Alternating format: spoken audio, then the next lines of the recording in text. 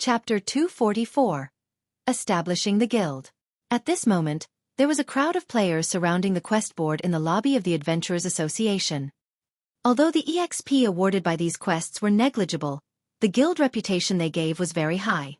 Moreover, each player was limited to only 3 guild quests a day. A guild could be promoted after it accumulated a set amount of reputation, and the members of the guild would receive much better guild benefits such as bonus EXP when doing quests. "Excuse me, sir, what can I do for you today?" the blue-haired lady standing behind the reception counter asked Xueqi, a smile on her face. "I wish to establish a guild," Xueqi said. "Understood. Please fill up this application form." The receptionist passed Xueqi a guild application form. It was very easy for players to establish a guild in God's domain. Players only needed to decide on a name for their guild and designate a guild emblem. They were then required to purchase a guild certificate for 10 copper coins and have at least 7 independent players place their signatures on it. When all these things were completed, the guild would then be officially established. Newly founded guilds would all start out as 1-star guilds, and the only benefit available for the members of a 1-star guild were the availability of the guild quests. "Guild name, is it?" Xueqi hesitated as he looked at the blank space meant for the guild's name, wondering what he should write in exactly. After giving it some thought, he decided to stick with using the Zero Wing Workshop's name. In any case, along with the guild's development and growing fame, his identity would sooner or later be leaked. "Let's name it Zero Wing then." Xueqi then designed the guild emblem in the form of 6 silver wings. After purchasing the guild certificate, Xueqi sent Fire Dance and the others a guild signature invitation. Meanwhile, at the Black Wind Canyon, a level 20 to level 25 map, Fire Dance and the others were currently grinding on level 22 demonic bats. They had come to this place under the suggestion of Xueqi. The reason Xueqi had recommended it was because the demonic bats here belonged to the type of monsters that had high attack but low HP. Most importantly, the monsters here were concentrated in number. Normally, the demonic bats would appear in groups of 7 or 8, and any solo independent player would easily find themselves losing their lives here. However, to a party that had amazing AoE damage, this place was a holy land for leveling up. In the case of Fire Dance's party, Fire Dance herself was responsible for luring the monsters, as she had the highest movement speed out of everyone in the party. She would lure over 100 monsters every time, and afterward, the Guardian Knight, Kola, would activate Protection Blessing and cast Devotion, a group aggro skill, to gather the monsters into one location. Meanwhile, Violet Cloud would be responsible for healing Kola, while Blackie would get rid of all the monsters in a single blow. Throughout this process, everyone's cooperation and grasp of timing was perfect.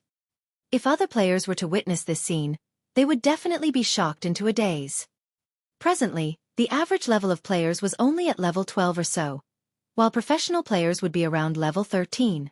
Even the number 1 player on White River City's ranking list, Lone Tyrant, was only at level 15 right now. Yet, Fire Dance and the others had long since passed level 15. Even the lowest-leveled player in the party, the Oracle, Gluttonous Mouse, was level 18. Meanwhile, Blackie, who was the highest-leveled player in the party, was currently at 45% of level 19. Although there was only a gap of 1 level between the two players, the difference in EXP could allow a player to directly rise from level 0 all the way up to level 15. Ha! What is this message? While taking a break, Fire Dance and the others simultaneously received a guild signature invitation. As long as they agreed to the invitation, they would immediately become official members of the guild after the guild was established. Originally, Fire Dance and the others had intended to immediately reject the invitation. However, their hands unanimously paused when they saw the name of the guild. "Zero Wing? Isn't that the name of our workshop?" Blackie asked, curious. "This is an invitation sent by Big Brother Yifeng. Big Brother Yifeng is finally going to establish the guild." Violet Cloud said excitedly when she noticed that one of the names inscribed on the guild certificate was Yifeng. She then said with joy, "Great! We will have our own guild in the future." "Isn't it still too early to establish the guild? We only have so few members right now." Brother Feng had also said before that we are lacking in members, and that we need to wait for some time before establishing the guild. Did something happen? Don't bother about this for now. We should put our signatures first. Fire Dance was similarly surprised by Xueqi's sudden decision. However, since Shifeng had decided to do so, he must have had his own considerations. Moreover, it wouldn't be a bad idea to establish the guild ahead of time. Immediately, everyone in the party clicked agree. They then received a system notification. System. Congratulations on becoming a member of Zero Wing. System. This is your first time joining a guild. Activating guild system. On the other side, Shifeng had already left the Adventurers Association, returning to the Star Streak trading firm. At this moment, the Star Streak trading firm was packed with players. The trading firm was currently the most lively location in White River City, second to none. Hey bro, I see that you're here to buy those basic mana armor kits, right? With so many people lining up here, you would need to wait at least a week before you can even get one for yourself. However, I have here a way to help you save your time, letting you jump the queue to buy the mana armor kits in advance. A thinly built swordsman walked around the entrance of the Star Streak trading firm, chatting up the players lined up outside the building. Really? A player clearly grew interested. Of course. A basic mana armor kit costs 20 silver coins, while you only need to pay 2 silver coins to skip the long wait to buy it, the thin swordsman said with a smile. Alright, bring me there. It's just an extra 2 silver coins. Our party won't miss this little amount of money. Following which, the thin swordsman led the player up to the second floor, skipping the long queue on the first floor. Really, any sort of business goes, huh? Shifeng couldn't help but exclaim after seeing this sight. The basic mana armor kits were in high demand. However, the Star Streak trading firm only sold 50 pieces of the item each day, so only a very small number of players could obtain them. However, this couldn't be helped. Shifeng couldn't just focus all his attention on producing the basic mana armor kits. He still had many things he needed to do. The basic mana armor kit was simply an item for him to accumulate reputation. It was not meant to be a true moneymaker for him. Afterward, Shifeng arrived at the 4th floor of the trading firm and entered a forging room. He then started forging the Arclight shield. During this crucial period, many guilds were thinking of how they could obtain the first clear of a 50-man team dungeon. Naturally, the equipment of their MTs became the top priority in their considerations, especially the shields their MTs used. Meanwhile, an excellent shield like the fine gold-ranked Arclight shield would, without a doubt, attract the attention of these guilds. As long as Shifeng placed the Arclight shields up for sale, many guilds would definitely pay a huge sum in order to obtain it. Hence, the sooner he produced the Arclight shields, the higher the price he could sell them for. However, the success rate for forging a fine gold-ranked item was extremely low. A normal advanced forging apprentice only had a 2% success rate, meaning that, out of 100 tries, they would only successfully produce 2 Arclight shields. In reality, however, they might not even be able to produce 1 out of 100 tries. However, Shifeng had both the Book of Forging and Blacksteel's insignia. He also had the Ice Blue Devil Flame and various other tools that increased his forging success rate. Even so, his final success rate at forging a fine gold-ranked item only sat at around 20%. In addition, Shifeng was not familiar with the forging process of the Arclight shield, so his success rate should be much lower than 20%. If he was promoted to a basic forger, his base success rate would increase to 5%. However, that still wouldn't make much of a difference. Only by becoming an advanced forger would there be a significant improvement. With a 10% base success rate of an advanced forger, in addition to the various supporting tools Shifeng had, his success rate for forging a fine gold-ranked item could reach up to 30%. However, Shifeng needed to invest a lot of time in order to become an advanced forger, and time was something he sorely lacked right now. He had no choice but to give it a try now. In any case, he had plenty of materials to experiment with. He could simply try again if he failed. Chapter 245. Target. Dark Gold. Before Shifeng started forging the Arclight shield, he decided to first forge a few basic mana armor kits to serve as a warm-up. After God's domain evolved, the process of forging grew more complicated, greatly increasing the difficulty of producing an item. Unlike the advanced whetstones and basic mana armor kits, which were still considerably simple to make, items such as weapons and equipment had a much more complex forging procedure. It should be about time I give the shield a try. After Shifeng produced tens of basic mana armor kits, he finally retrieved the silver ore and gold ore needed to forge the Arclight shield. He had also received the magic crystals from Gentle Snow in advance. Gentle Snow had wanted to obtain the Arclight shields as soon as possible, so Shurfeng required her to send him the magic crystals in advance. Shurfeng had received a total of 200 magic crystals from Gentle Snow. Such an amount was sufficient for 20 attempts to produce the Arclight shield. Shurfeng only had a 20% success rate for forging the Arclight shield. It was the lowest success rate he had ever had since he started forging equipment.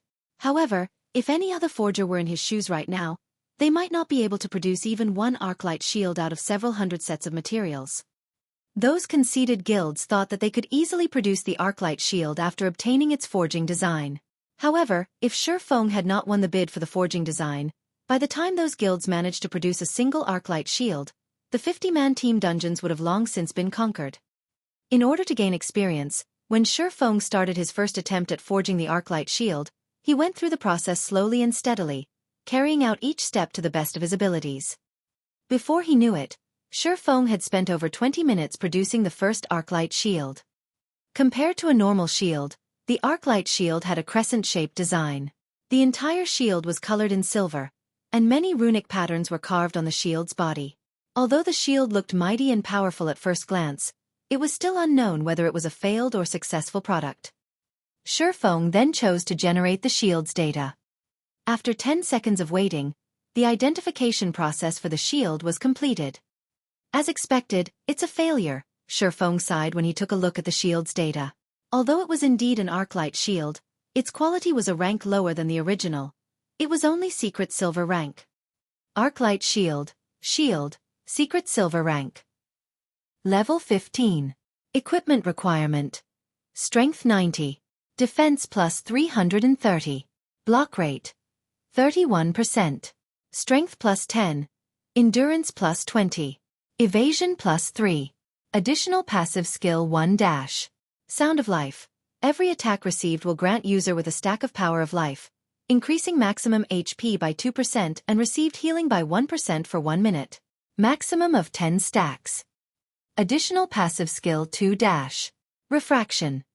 Triggers once every 50 seconds. Becomes immune to one attack. From a general point of view though, it is not a bad result, all the same. At the very least, it is still a secret silver ranked shield. I should be able to sell it for a good price even then. Shurfeng was relatively satisfied with this failed product. After all, a secret silver ranked shield remained a rare item at this stage of the game. According to Shurfeng's knowledge, a majority of the core MTs of second-rate and third-rate guilds were still using mysterious iron-ranked shields. If he sold this failure, he could still earn around 6 to 7 gold coins from it. Although he had failed this time, it was not a complete failure. At the very least, it did not turn out as a scrap item. This partial failure indicated that he must have made a mistake somewhere during the forging process. There shouldn't be any problems with the forging of the main body itself.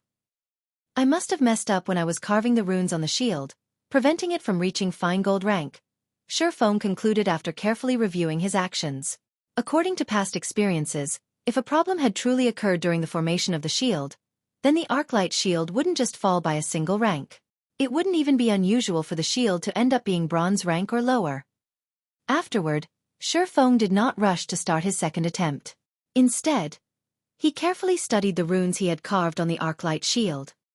The inscription of the runes were mainly done using the magic crystals. However, the process of completing these runes was not easy, as Shurfeng did not truly understand their meaning. He could only make blind imitations of the drawings. Although he did not understand the meaning behind the runes, if he practiced drawing them over and over, it should still yield some positive effect. Hence, Shurfeng started practicing drawing the runes. Once, twice, 10 times. Every drawing took around 4 to 5 minutes to complete. However, as the number of times he practiced increased, he grew more proficient at drawing the runes. The runes he drew now also started resembling the original. This cost-free way of practicing was much more economical than learning through actual production. Shurfeng naturally wouldn't mind more practice. This should be enough. Shurfeng looked at the latest rune he drew, feeling extremely satisfied with it. This imitation of his looked practically the same as the rune shown on the forging design. Hence, Xueqi started his second attempt at producing the Arclight shield. This time, the entire forging process of the shield flowed very smoothly. Xueqi had only spent around 10 minutes to complete the second Arclight shield. However, his attempt this time ended in complete failure. Xueqi's 20% success rate did not stand on his side this time around. Following which, Xueqi consecutively produced 10 Arclight shields. Moreover, with each successive shield he made, the time he spent producing them also decreased. His hands also moved with much more proficiency. Out of the 10 Arclight shields he made, only 2 barely achieved the passing standard. 2 ended up as defective products, while the remaining ones were complete failures. As for the 2 defective shields, one was mysterious iron rank, while the other was secret silver rank. In general, the results were quite good. However, Xueqi was still unsatisfied with the quality of the Arclight shields. Now that I am proficient at making the Arclight shields, the next step would be increasing its quality. If I can let Cola use a dark gold ranked Arclight shield, our chances at clearing the demon's castle would become much higher. Xueqi decided to take out the runic gold, the reward he obtained for his promotion to advanced forging apprentice. Not only could the runic gold increase his success rate by 10%, there was also a small chance for it to increase an item's rank by 1, up to a maximum of dark gold rank. Unfortunately, Xueqi only had 5 of these things, meaning that he only had 5 chances to produce a dark gold ranked Arclight shield. The runic gold was a piece of ore that gave off a metallic glow and contained runic energy within it. After refining the runic gold, Xueqi poured the molten runic gold into the silver gold alloy. Immediately, a change occurred in the alloy. The originally bright red alloy turned dark red in color. Moreover, it also started greedily absorbing the energy of the ice blue devil flame. As the amount of energy it absorbed increased, the alloy started emitting many golden runes, slowly forming an array of runes. Knowing that the fusion was completed, Xueqi immediately retrieved the scorching hot alloy from the furnace, placed it on the anvil, and started hammering on it. Slowly, the piece of alloy started taking on the shape of an Arclight shield, and on the shield's surface, there was even a layer of naturally occurring golden runes. The shield looked incredibly holy. After hammering for several minutes, Xueqi finally formed the Arclight shield. Immediately, he retrieved a black liquid and started drawing the runes on the shield. The black liquid was the liquefied product of the magic crystals. Xueqi concentrated his full attention on each and every stroke, afraid of making even the slightest mistake. When he completed the final stroke, the naturally occurring golden runes on the shield actually melded together with the runes Xueqi had drawn. Together, they formed completely new golden runes possessing no resemblance to the black runes found on the previous Arclight shields Xueqi made. Please be a success. Xueqi timidly selected to identify the shield. Although the Arclight shield looked absolutely perfect appearance-wise, whether it was a success or a failure still depended on the final data. 1 second. 2 seconds. This time, even after 20 seconds had passed, the system was still unable to determine the shield's exact data. This situation caused Xueqi to grow slightly nervous. The longer identification time indicated that even the system itself was hesitant. In the end, is it a success or a failure? Xueqi had carried out the entire forging procedure perfectly. At the end of the day, however, his success rate was only 30%. Oftentimes, when the identification process took longer than usual, there was a higher chance that the result was a failure. Finally, after 30 seconds passed, the system returned the identification results. System: Arclight Guard has been successfully forged. Forging proficiency increased by 2 points. Obtained 80,000 EXP. Chapter 246. Neither weak nor strong. Success on the first attempt? It seems my luck really is good. Xueqi revealed a faint smile when he heard the system notification sound. Along with the Arclight shield's promotion to dark gold rank, a change occurred to its name as well. Xueqi then started inspecting the silver-colored crescent-shaped shield that was placed on the iron weave felt. He was extremely curious to find out just what sort of attributes the Arclight Guard possessed. Arclight Guard, Shield, Dark Gold Rank. Level 15. Equipment requirement. Strength 110. Defense plus 550. Block rate. 39%. Strength plus 21. Endurance plus 30. Evasion plus 10. Additional passive skill 1 dash. Sound of Life. Every attack received will grant user with a stack of Power of Life, increasing maximum HP by 3% and received healing by 2% for 1 minute. Maximum of 10 stacks. Additional passive skill 2 dash. Refraction.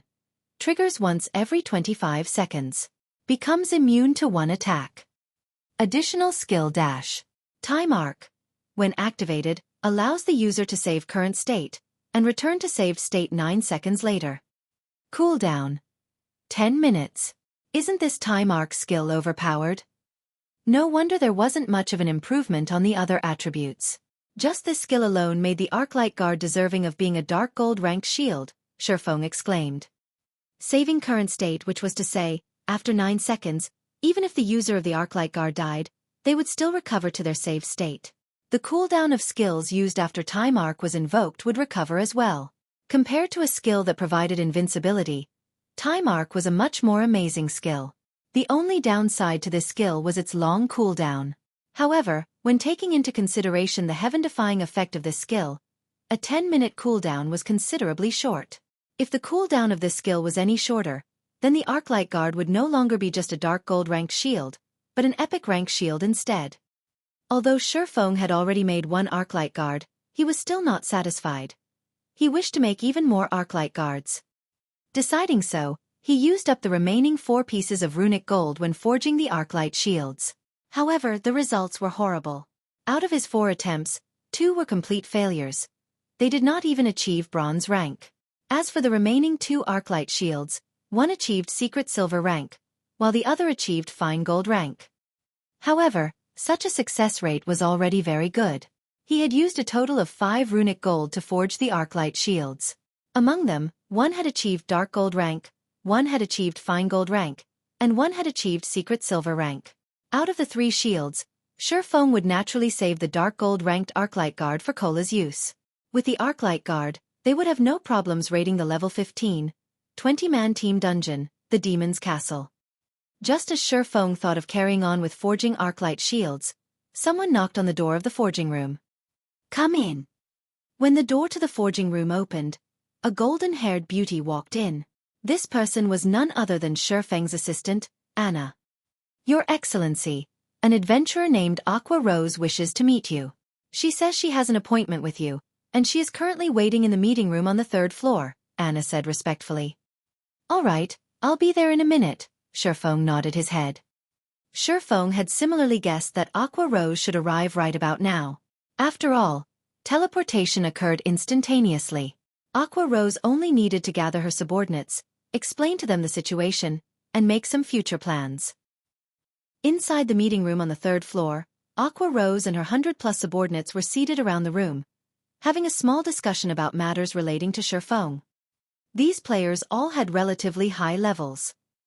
The lowest out of all of them was level 13, while the others were level 14. Even if placed inside a first-rate guild, all these players would be considered elite members. These players were all Aqua Rose's most trusted aides. Before they had arrived here, they hadn't dared to imagine that there would actually be someone willing to spend 300 gold coins to bring them to this place. If the organization this person belonged to wasn't extremely rich, then this person was just insane. However, after they discovered that Xueqi actually had a connection with such a large trading firm, their thoughts immediately changed. Not only did Xueqi manage to achieve something that no other guild had achieved, his fame in the entire Star Moon Kingdom could already be described as the sun in midday. It was especially true for the recently popular basic mana armor kit. This was an item that plenty of guilds could only dream of having. If they could be a part of the power Xueqi belonged to, then couldn't every one of them obtain their very own basic mana armor kit? This was definitely a treatment that no other first-rate guild could provide. Big Sis Aqua, just who is that Black Flame? Is he in the upper management of a super guild? A female swordsman curiously asked. Aqua Rose shook her head, a bitter smile on her face as she replied, "I don't know, either. He has always been very mysterious. However, I believe that we will be able to find out his true identity today." In truth, Aqua Rose was also interested in finding out the truth. However, now that they were going to join the power Black Flame belonged to, Black Flame would have no need to hide the truth from them. They could finally take a look at the giant hidden behind Xueqi. Sorry to keep all of you waiting. The moment Xueqi walked into the meeting room, everyone inside immediately fell silent. Everyone present stood up as they looked at Xueqi, deep veneration in their eyes. They were like interviewees standing up to welcome their interviewer. Some were nervous, while some were excited. After leaving Twilight Echo, they were like homeless little birds. Although they wished to soar higher into the sky, they did not possess a home they could return to. Feelings of helplessness and disappointment constantly filled their minds as they wondered what sort of future awaited them. However, the situation was different now. They would be joining an even greater family now. At this moment, these ex-members of Twilight Echo rejoiced over the fact that they had chosen to leave Twilight Echo together with Aqua Rose, praising themselves for making a wise decision. After all, a bright future had already opened its doors to them. I am the one who should be sorry for making Master Black Flame wait for us for so long, Aqua Rose apologized. Since we will be companions in the future, stop referring me as Master this or Master that. Just call me Black Flame. Xueqi could sense the cautiousness behind Aqua Rose and everyone else's actions. However, this was to be expected. I have only asked you all to come here so that I can invite everyone into the guild first. Later on, Miss Aqua can freely decide how you all wish to develop yourselves. I won't set any restrictions for you. Right. Here's a copy of the White River City Guidebook. After you are done reading it, you should be able to familiarize yourself with White River City, Miss Aqua. Saying so, Xueqi sent a copy of the luxury version White River City Guidebook to Aqua Rose. Simultaneously, he had sent everyone present a guild invitation. Zero Wing. What is this guild? Why is it only a one-star guild? Wasn't it supposed to be some sort of hidden power? Everyone entered a daze for a long time after they received Xueqi's guild invitation. Ignoring the fact that they had never even heard of such a guild, just having status of a one-star guild showed how weak Zero Wing was. The reason being, even third-rate guilds at this stage of the game were three-star guilds, not to mention first-rate guilds. After taking a look at the member count of the guild, everyone was further dumbfounded. Before they had joined, this guild only had 9 members? What kind of guild was this? Zero Wing was the weakest guild they had seen so far, second to none. Even Aqua Rose herself was shocked by this revelation. The current situation was completely different from what she had imagined it to be. She had thought Xueqi would be bringing her to meet the many great characters of this guild, allowing her to get a grasp on the frightening background of the guild. Yet, the truth that Xueqi revealed had far exceeded her expectations. The reason being, the influence of this guild could literally be determined in a single glance. You all must be very disappointed to find out that my guild is actually so weak, right? Xueqi looked at everyone's crestfallen expressions. Suddenly, he said in a cold voice, "Let me give it to you straight. This is Zero Wing. It is neither weak, nor strong. It is merely a home that you can stay in. As for how others are going to view us, it will depend on your own performances." Chapter 247. Seizing the ranking list. Although they felt that what Xueqi said was logical, their disappointment still did not decrease by the slightest. Out of everyone present, only Aqua Rose's fighting spirit truly ignited. She was the only one who truly understood the meaning of Xueqi's words. Strength that depended on oneself rather than others. The best example for this was Xueqi, who stood right before them. His guild was clearly very weak. Yet, he managed to achieve many things that not even many first-rate guilds and even super guilds could. As a result, he made everyone believe that there was a mysterious power secretly supporting him from behind. However, what was the reality of the matter? By depending on only himself, Xueqi had created a miracle. He had even overwhelmed everyone back at the Blackwing auction, causing a sensation. Since Xueqi was capable of such feats, why couldn't she do so as well? At this moment, Aqua Rose truly found it laughable when she recalled how she had intended to utilize the mysterious power behind Xueqi to prove herself to her parents and everyone back at Twilight Echo. Black Flame is right. How powerful a guild is not important. How powerful we are ourselves is the crucial point. Since we have joined Zero Wing, let us be the ones to change how others view Zero Wing, Aqua Rose explained loudly, in complete agreement with Xueqi's opinion. Everyone fell silent at Aqua Rose's words, but a fiery fighting spirit could be seen growing in their eyes. That was right. They had originally intended to start from the very beginning. Now that they had a wealthy tycoon like Xueqi supporting them, what more should they be afraid of? A guild's development mainly relied on financial resources. The remaining factors would be the presence of experts to lead the guild in raiding team dungeons and completing epic quests that were impossible to complete. They would definitely turn Zero Wing into the #1 guild in White River City. At this moment, Xueqi sent Fire Dance and the others a message. You can start now. Immediately, Xueqi received a reply. Understood. After seeing this message, Xueqi's gaze shifted towards everyone present in the meeting room. He then announced loudly, I know that some of you still have some worries, so I'll give you all a little surprise. I'll let you all get a better understanding of just what Zero Wing is. A better understanding of Zero Wing? Does this guild still have any secrets? Everyone grew confused at Xueqi's words. Everything about this guild was clear in one glance, so what secrets could there possibly be? The only thing that could possibly be a secret was the guild's frightening financial resources. With such a large fortune, they should have no problems getting their hands on the various welfare benefits that players would receive upon joining a guild. Moreover, Black Flame was the publicly acknowledged chief forger of Star Moon Kingdom. In the future, guild members would have no lack of weapons and equipment to use. However, this shouldn't count as a secret, right?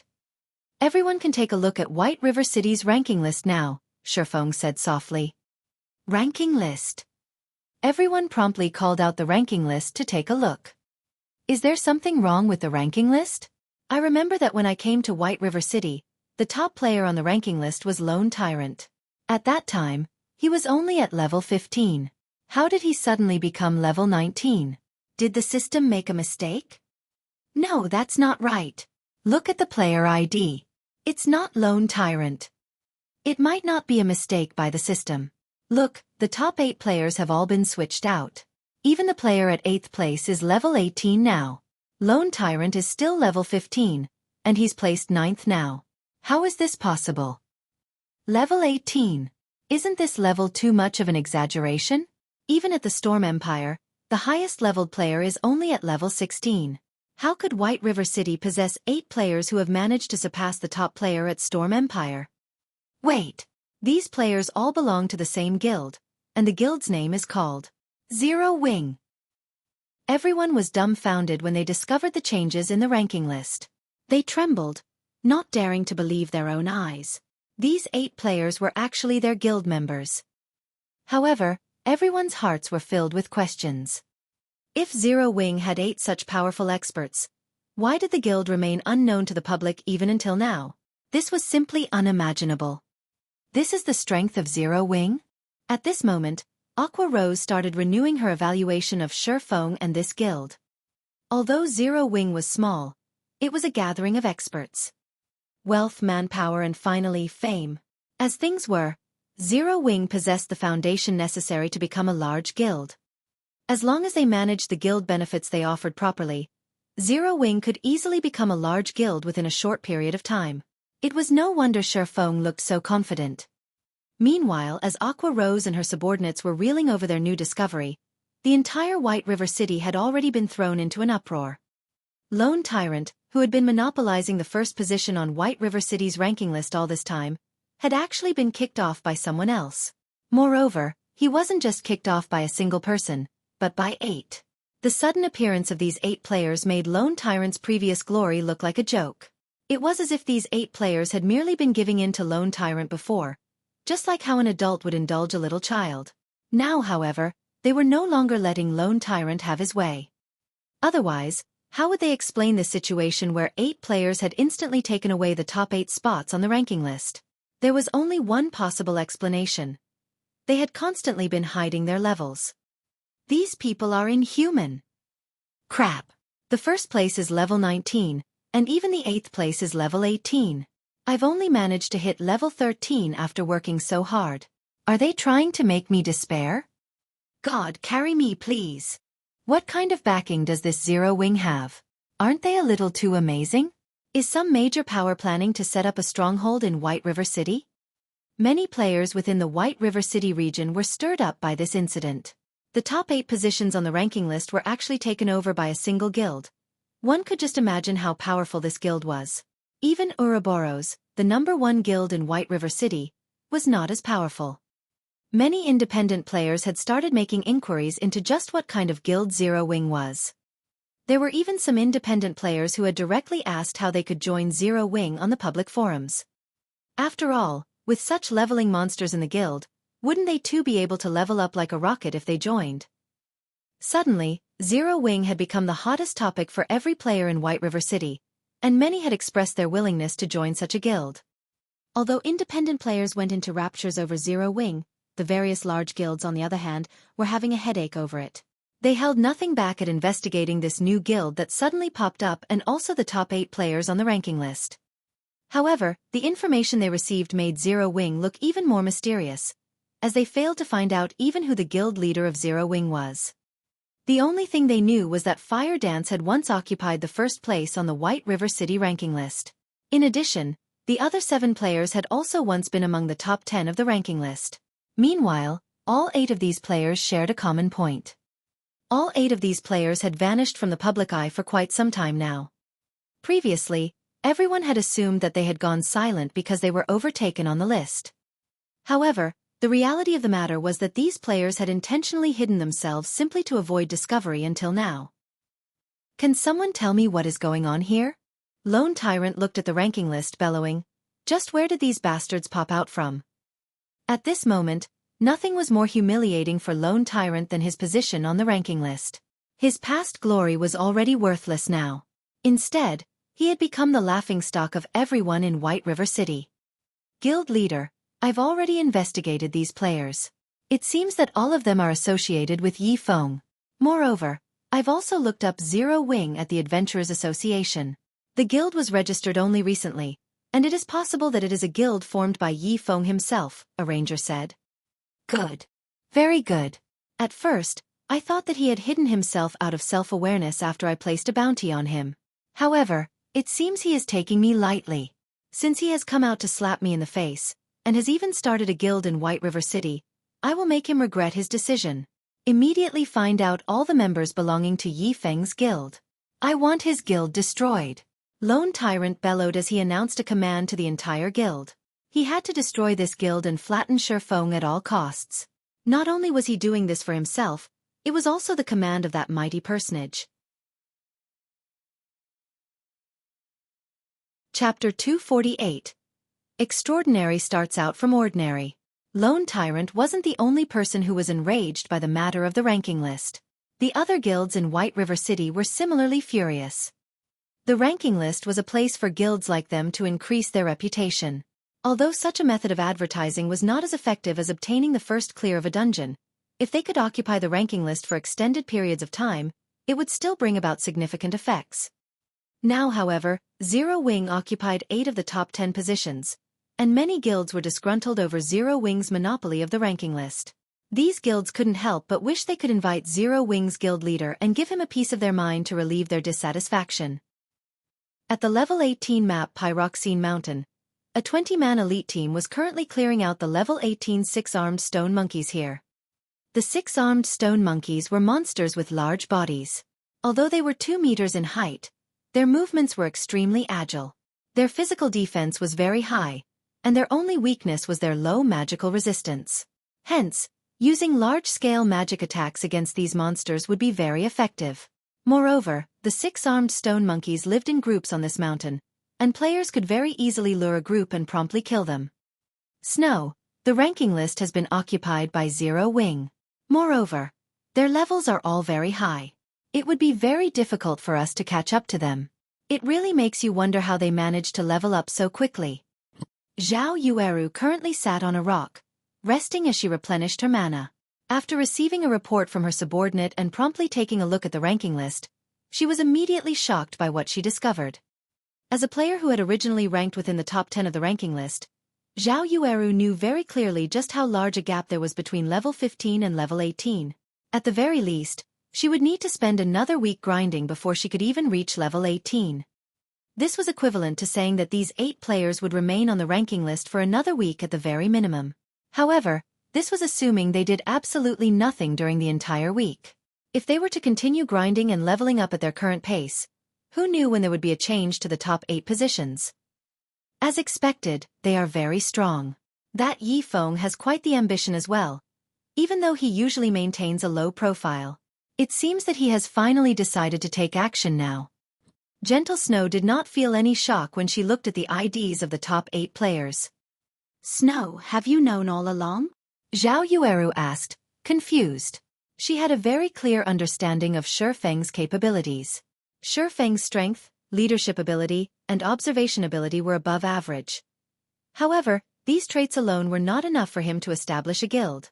Establishing a guild was not as easy as playing a game of house, since forming a guild signified one's intentions to compete for dominance with the other guilds. For a small guild like Shifeng's, maintaining a low profile would be more beneficial. If they did so, most of the large guilds would not have paid much attention to them. However, now that they'd done the exact opposite, they were practically telling the other guilds to come at them. After they decided to hide their levels, I figured that their levels were not that simple. Yifeng did not wish others to know, so he kept them hidden. Only, I never imagined that their actual levels would be so high. Gentle Snow was greatly interested in these talents. She inwardly lamented the fact that these experts could only stay holed up in such a small guild. If they joined Ouroboros, they would definitely shine with even greater brilliance. If they stayed in such a small guild, they would very quickly fall. After all, a guild needed financial resources to develop itself. Gentle Snow firmly believed that Shifeng did not possess a frightening amount of financial resources, especially gold coins. There was also the lack of manpower. It would be impossible to develop a guild in God's domain just by relying on several players. In addition, they would also have to suffer the oppression of other large guilds. Hence, Gentle Snow determined that Zero Wing would not last long at all. However, at the end of the day, Shifeng was still her friend. Hence, Gentle Snow sent a message to Shifeng, congratulating him on establishing Zero Wing. As to how he should develop his guild, as an outsider, it would not be good for her to make any suggestions. On the 3rd floor of the Star Streak trading firm, the situation was not as grim as Gentle Snow believed it to be. If Gentle Snow could see this scene right now, she would definitely be shocked. After all, not only did Shifeng possess enough funding, he had also managed to recruit a group of players who had recently left a first-rate guild, Twilight Echo. He had also managed to recruit Aqua Rose, who was once an honorary elder of Twilight Echo. As someone who had once managed a first-rate guild with over 10,000 subordinates, Aqua Rose possessed a wealth of experience. Hence, when placed in a situation where she had a large amount of financial resources but only a small guild of slightly more than 100 players to manage, she could carry out her tasks with little to no effort. Guild leader, I have received your intentions. I will increase our member count up to 5,000 to the best of my abilities.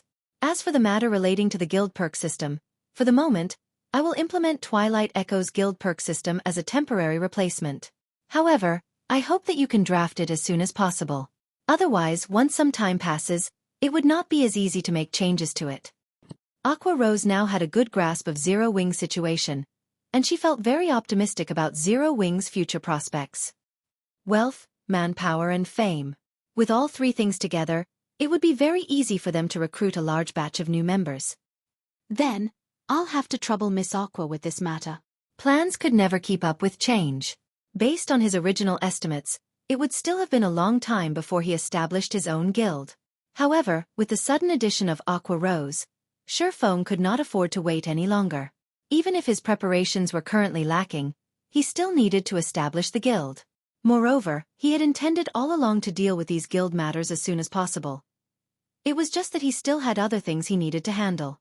Now that there was a professional standing right before him, why wouldn't he make use of her? Guild leader Black Flame, I am already the vice leader of Zero Wing. Please just call me Aqua from now on. If guild leader doesn't have any other orders, then I will start making the necessary arrangements now, Aqua Rose said in a professional tone. Maybe because she had received a new position, Aqua Rose had very quickly entered a superwoman mode. Shifeng could only take a step back in this matter. He then returned to producing the Arclight shields and basic mana armor kits. Later on, the members of the guild continuously increased. The reason being, Xueqi had set the exchange of basic mana armor kits as one of the perks available to guild members.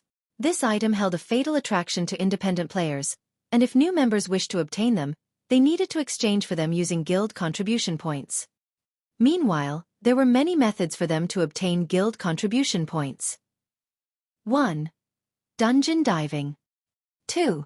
Exchanging bronze-ranked equipment or above. 3. Making a contribution to the guild. The upper management of the guild would reward players who made a contribution with contribution points. 4. Carrying out guild quests. Contribution points would be awarded by the system in this case. 5. Personal guild reputation received reaching a certain amount. Hence, with so many methods available, guild members would have no need to worry about not being able to earn sufficient guild contribution points. However, to prevent abuse by opportunistic players, further restrictions were added to increase the difficulty for guild members to obtain the basic mana armor kits. Above all, one had to contribute a set amount of reputation points to the guild before being allowed to exchange for the armor kits. Secondly, one needed a large number of guild contribution points to exchange for the armor kits. Meanwhile, the total value of these guild contribution points was no lesser than 20 silver coins. With these two safeguards present, there would be no opportunity for guild members to abuse the guild perk system implemented.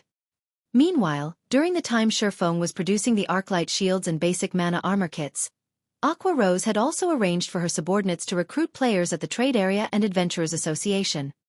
After half a day of recruitment, Zero Wing's member count increased explosively. From the original 100 or so members, there were now over 3,000 players in the guild.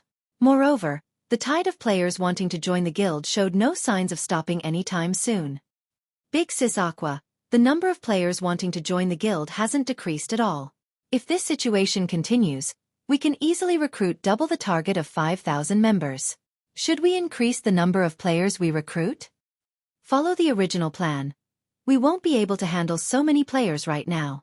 If we did so, it would instead force the guild into a period of stagnation, hindering our development. Increase the entry requirements for the guild. Raise the minimum level requirement from level 11 to level 12. Under Aqua Rose's management, the newly recruited guild members started taking on guild quests. Aqua Rose's direct subordinates had also split up and formed new parties to raid party dungeons, upgrading the equipment of the new members. Everything was flowing smoothly at Zero Wing, and it did not look like a newly established guild at all. Before he knew it, nighttime arrived at God's domain. After making a large number of basic mana armor kits and 3 fine gold-ranked Arclight shields, Xueqi immediately logged out of the game. The reason being, the Jean High Fellowship party that Xueqi had been looking forward to was being held today. He needed to make some preparations before he attended the party. Chapter 249. Gathering of Elites. The first rays of the morning sun pierced through the window, shining on Xueqi, who was currently working out in the living room. Currently, Xueqi no longer carried out the intense muscle exercises of the past few days. He quietly stood still for a long time, before slowly lowering his body, entering into a horse stance. Closing his eyes, Xueqi relaxed his body. Suddenly, his chest expanded as he inhaled deeply. He then exhaled, a trail of white mist coming out of his mouth. Like a water pistol, the white mist that shot out from his mouth managed to actually reach a distance of over 2 meters before gradually dissipating. If any normal person were to witness this scene, they would definitely be shocked by it. The season right now was summer. Yet, Xueqi had recreated a scene that could usually be found only during wintertime. After repeating this process for an hour, Xueqi stopped his rhythmic breathing. The effect of this 8-section brocade exercise is quite good. I've only trained in it for an hour, and I can already feel my body becoming lighter. The exercise has also significantly cleared my mind.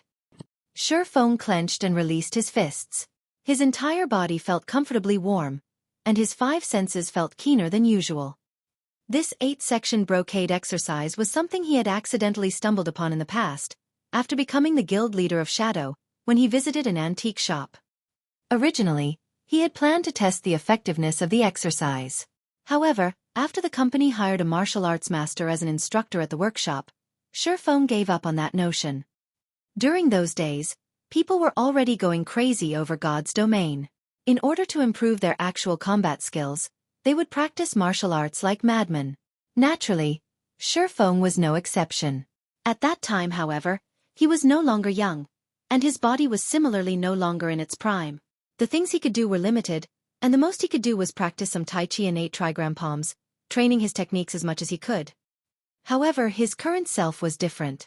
Not only had he started consuming nutrient fluids at a much earlier period than in the past, after undergoing several workout sessions, his current body's physique far surpassed the one of his past.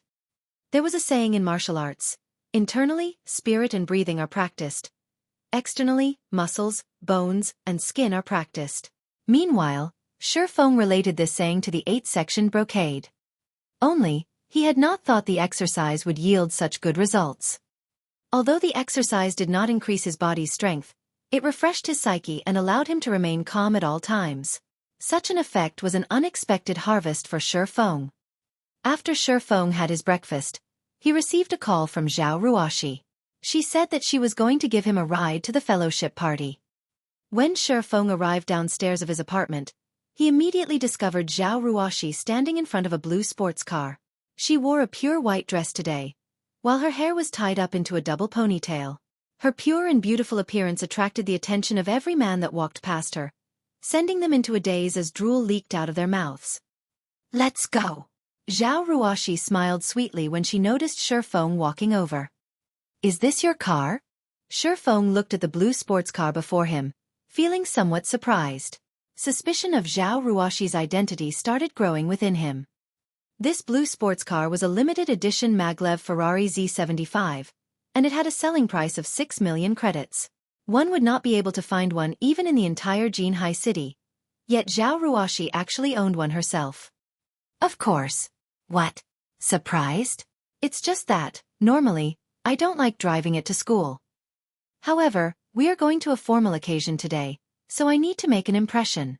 Xueqi nodded her head slightly in reply. "Hurry up and get on. The venue of the fellowship party is quite a distance away." Although Xueqi was mildly astonished by this new revelation, he didn't attempt to delve further into the matter. After all, everyone had their own secrets. Hence, he slid into the passenger seat. Soon after, Xueqi stepped on the accelerator, and with a whoosh, the Ferrari Z75 sped along the road of the neighborhood. Envy filled the eyes of the many pedestrians walking on the street as they watched the Ferrari Z75 speed down the road. They inwardly wished that they too could drive such a sports car one day. The trip, which should have taken over an hour by car, was reduced to just slightly over 30 minutes by Xueqi. "Are you carsick?" Xueqi asked curiously, looking at Xueqi's pale complexion after she alighted from the car. Xueqi was a fighting expert within the school, and he was a person capable of knocking down a powerhouse like Zhou Yuhu in a single move. Yet he had actually gotten carsick. If others heard about this, probably nobody would believe it. "It's nothing. My body just feels slightly uncomfortable. It might be due to the breakfast I had this morning." Xueqi casually made an excuse. In truth, however, Xueqi really wanted to say, "You call that driving? That's practically attempted murder." However, since Xueqi had brought him here out of goodwill, he naturally would not say such words. "Then, have you taken some medicine?" Xueqi asked in worry, blinking her eyes.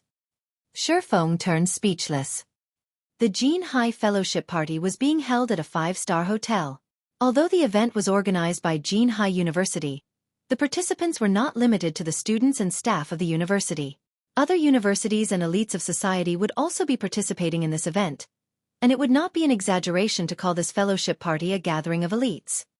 The Jinhai Fellowship Party was an annual event held in Jinhai City. Even though plenty of people wished to participate in this event, not everyone received the chance to actually do so. Moreover, the fellowship party held today was unlike any other before it. Aside from having invited personages that participated in Jinhai City's fighting competition, the event organizers had also invited many experts from gaming workshops this time around. As to why they would decide to invite such gaming experts, it was mainly due to the growing popularity of God's domain. People could already see the limitless potential of God's domain. Hence, many wished to form a good relationship in advance with these gaming experts. The decision of the event organizers was undeniably the correct one to make, because several years from now, every single gaming expert that participated in this fellowship party would grow to become a famous celebrity in Jinhai City. Just as Zhao Ruoshi and Shi Feng were about to enter the hotel, Shi Feng was unexpectedly blocked by the security guard at the door. "I'm sorry, sir, but your name is not on the list of invited guests. You cannot enter this place," the tall and robust security guard leader said in a cold voice, looking at Shi Feng with a sharp gaze. This security guard leader was a former member of the Special Forces, and he had experienced multiple battlefields before. The murderous intent he radiated could scare most of the people he met, and others usually did not dare to look directly at him. If a normal person was the focus of the stare of the security guard leader, their hearts would immediately palpitate with fear as they redirected their gaze somewhere else. Yet, even after receiving the security guard's glare, Shi Feng's expression still remained as placid as before, his lack of reaction confusing the security guard greatly. "That's not possible. I registered Shi Feng myself. Can you check again?" Zhao Ruoshi's brows wrinkled. She had personally gone to the student council at the university, and had directly handed 2 persons' worth of participation fees to the student council president. How was it possible that she was registered, while Shi Feng was not? The security guard captain scanned Shi Feng once more. In the end, the results he got still showed him as unknown, and that he was not allowed entry. To make sure that nothing was wrong with the machine, he tried it on other people as well, and the results showed that nothing was wrong with the machine. "That's not right. I registered both of us together. I'll contact Xueqi. Something must have gone wrong somewhere. I'll get him to fix it immediately," Zhao Ruoshi said. "Sorry, but I have to do things according to the rules. Anyone not registered is not allowed to enter. Impromptu registrations are not acceptable, either. These are the rules," the security guard captain said coldly. "Who is the person responsible here?" Zhao Ruoshi asked angrily. Shi Feng was someone she had personally invited. Now that Shi Feng was barred entry, how could she not get angry? "Miss, please stop making things difficult for me. This is how the rules have always been. I can't change it just because of one person." The security guard captain could not help but soften his tone when he discerned that Zhao Ruoshi's identity was not simple. At this moment, several people walked out from the hotel. One of them was none other than the person Zhao Ruoshi was looking for, the president of the student council, Xueqi. Walking beside him were people Shi Feng were familiar with, Ling Feilong, Zhou Yuhu, and Qin Shuyu. Meanwhile, it was Shi Feng's first time to meet the student council president, Xueqi. The person in question had a stout body and round face, and his voice when he spoke was extremely gentle. It was very hard to imagine such a person being able to actually become the student council president. "Fellow student Zhao Ruoshi, what urgent matters do you have? Why are you looking for me so frantically?" Xueqi asked. Zhao Ruoshi then gave a short summary of what had happened. "I am truly sorry about this, fellow student Zhao Ruoshi. I never would have imagined that such a mistake would occur in the registrations. I sincerely apologize, but since things have already gotten to this point, I am helpless as well. These are the rules that the school set long ago. Regarding your loss, I'll compensate you with double the amount you paid." Xueqi sent a glance at Shi Feng, a smile on his face as he spoke. Standing to one side, both Ling Feilong and Zhou Yuhu looked at Shi Feng with mocking smiles on their faces. Even an idiot could tell that this matter had something to do with them.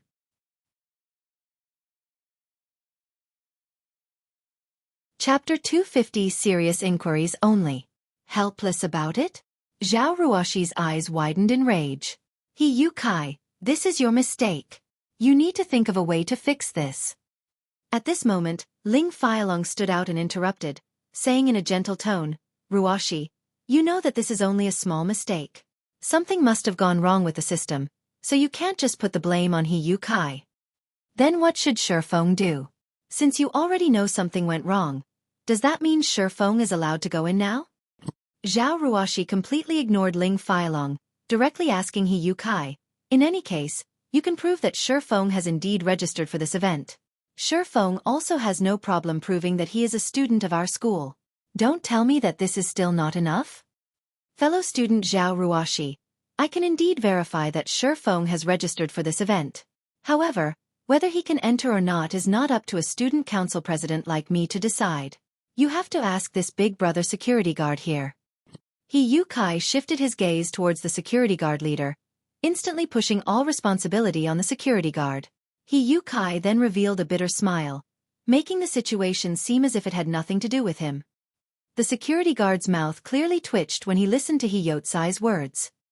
Xueqi obviously did not help Shifeng register for this event to begin with, yet Xueqi was pushing everything on him now? If Xueqi insisted that Shifeng be allowed into the hotel, what could a mere security guard captain like him do? Xueqi had already made his intentions very clear. Absolutely not allowed. That was Xueqi's answer. However, looking at Zhao Ruoshi, she too did not seem like someone he could provoke. Otherwise, why would Xueqi even bother making so many superficial excuses? Caught in a dilemma, this security guard captain did not know which would be the wiser choice to make. Currently, Zhao Ruoshi's wrathful gaze had already shifted to the security guard captain. She asked in a grim tone, "What do you say?" "Me."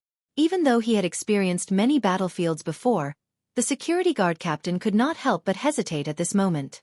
In the end, however, he still said strictly, "I have my responsibilities. Miss, please don't make things difficult for me." "You." "Class monitor, it's fine. This matter can't be helped. If I can't enter, so be it." Shifeng held back the raging Zhao Ruoshi.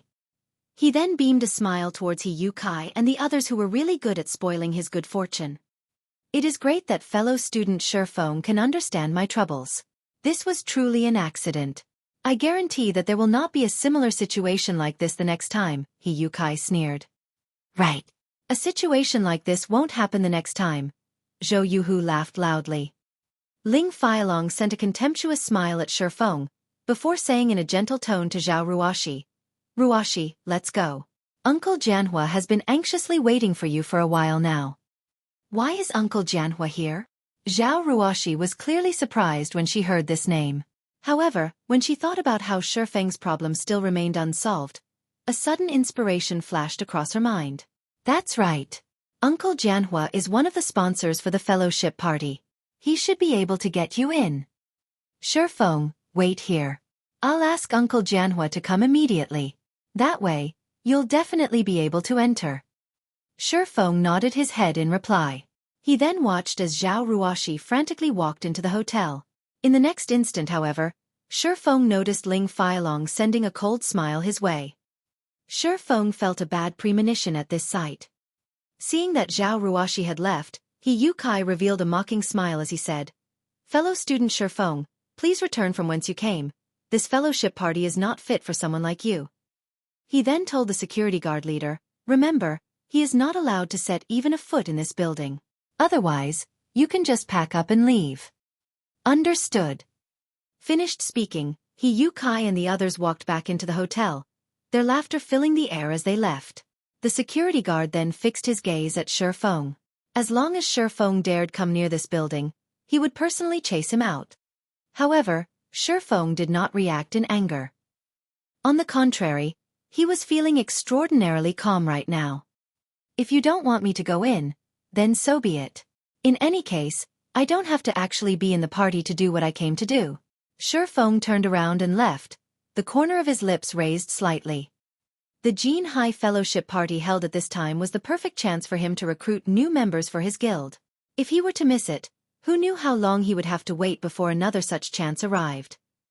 The reason why a small guild like Shadow could survive in God's domain was mainly due to the group of people they had recruited at this event. This group of people had helped Shadow endure its hardest times. Otherwise, with the little manpower Shadow possessed, there was no way they could avoid annexation by a large guild. Although Zero Wing already had a powerhouse like Aqua Rose and also a group of elite players in its midst, a guild could never have an excess of powerhouses and elite players. Since he was not allowed to recruit inside the event venue, it should be fine if he did it outside, right? Hence, Shifeng visited a nearby printing shop. Soon after, he set up a large sign a short distance away from the venue of the fellowship party. Zero Wing Guild recruiting new members. Serious inquiries only. Although the color of the words on the sign was monochrome and looked somewhat shabby, it still clearly conveyed the meaning Shifeng wanted.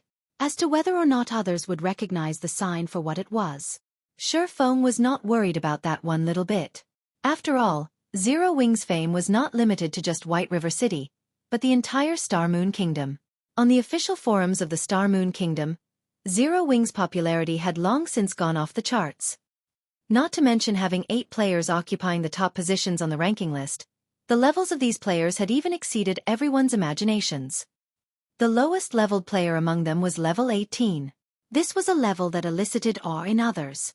Even when ranked throughout the entire Star Moon Kingdom, these 8 players would still be the top 8 players. Not to mention a first-rate guild. Even an Apex first-rate guild could not achieve such a feat. How could people not yearn to join such a guild? Hence, many independent players wished they could join Zero Wing.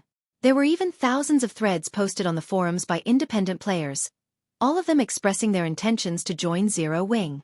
However, Zero Wing only recruited members at White River City, so not everyone could actually join the guild. Shortly after the sign was raised, it had already started attracting attention. Little How, look at that sign. It's actually Zero Wing recruiting members. Zero Wing Guild? How is that possible? That guild is very mysterious. I heard that the strength of the 8 great experts of that guild is several times more amazing than even the experts of first-rate guilds. How could they be recruiting members at this place? If it really is Zero Wing recruiting, I will definitely be the first one to apply. The passers-by who noticed this sign immediately started a discussion among themselves. After all, Zero Wing was simply too famous right now. They could only be described with words such as mysterious and strong. Meanwhile, in one of the lounges on the 10th floor of the hotel was an old man dressed in luxurious clothing.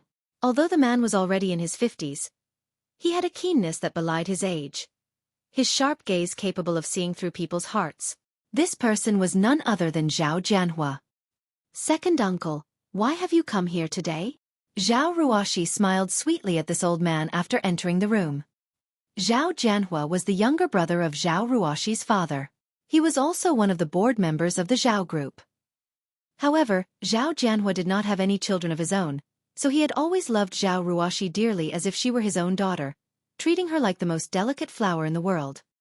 Of course I am here to take a look at you. You're always staying at school recently, not bothering to even pay a visit back home, Zhao Jianhua replied with a doting smile. Second uncle, you're one of the sponsors for this get-together, right? I have a friend who wishes to join this event as well. Could you let him in? Zhao Ruoshi said sweetly, grabbing and shaking Zhao Jianhua's arm. Are you referring to that Xueqi? Zhao Jianhua's brows wrinkled, his expression sinking immediately. How did you know, second uncle? Zhao Ruoshi asked curiously. I was the one who arranged for him to be barred from entering. He is merely a mediocre person that came from an ordinary family. You shouldn't associate with such a person. You are the Zhao Group's successor, an elite standing at the very top of the pyramid of society. Others will gossip about you if they learn that you are associating with this kind of person. I am very clear about people like this Xueqi. People like him will do whatever it takes to get ahead, and there is no limit to the amount of flattery he'll spout.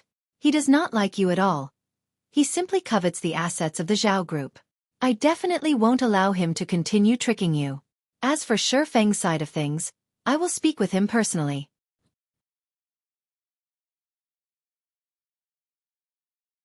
Chapter 251. Great trees are good for shade. Zhao Ruoshi was silent for a long time after receiving Zhao Jianhua's lecture. Zhao Ruoshi never would have thought that her second uncle, who had always pampered her to the extreme, would say such words to her. Moreover, he had described Xueqi as such an ugly person. There was clearly a serious misunderstanding here. Someone had definitely worked on him. Second uncle, whom did you hear this from? Zhao Ruoshi did not immediately refute Zhao Jianhua. Instead, she wanted to find out just what was going on right now. It isn't important who told me about it. Ruoshi, in the future, you are not allowed to associate with people like Xueqi anymore. This is also elder brother's wish. Zhao Ruoshi had already been corrupted by Xueqi, and nothing he said would actually change her mind. Hence, he needed to take decisive measures to end their relationship once and for all. Afterwards, he would approach Xueqi and have him completely distance himself from Zhao Ruoshi. Meanwhile, Zhao Ruoxi found herself stuck between laughter and tears. She knew that her second uncle was saying these things for her own good. However, she and Shifeng clearly weren't in the kind of relationship her second uncle thought they were in. They were merely classmates. Yet, judging from her second uncle's words, it sounded as if she and Shifeng's relationship had already reached the point where they were inseparable lovers joined together at the hip. Zhao Ruoxi couldn't help but laugh as she said, "Second uncle, since when did you start providing cover for someone? Let me guess. This person must be Ling Feilong, right?" "That's right. It is indeed Ling Feilong."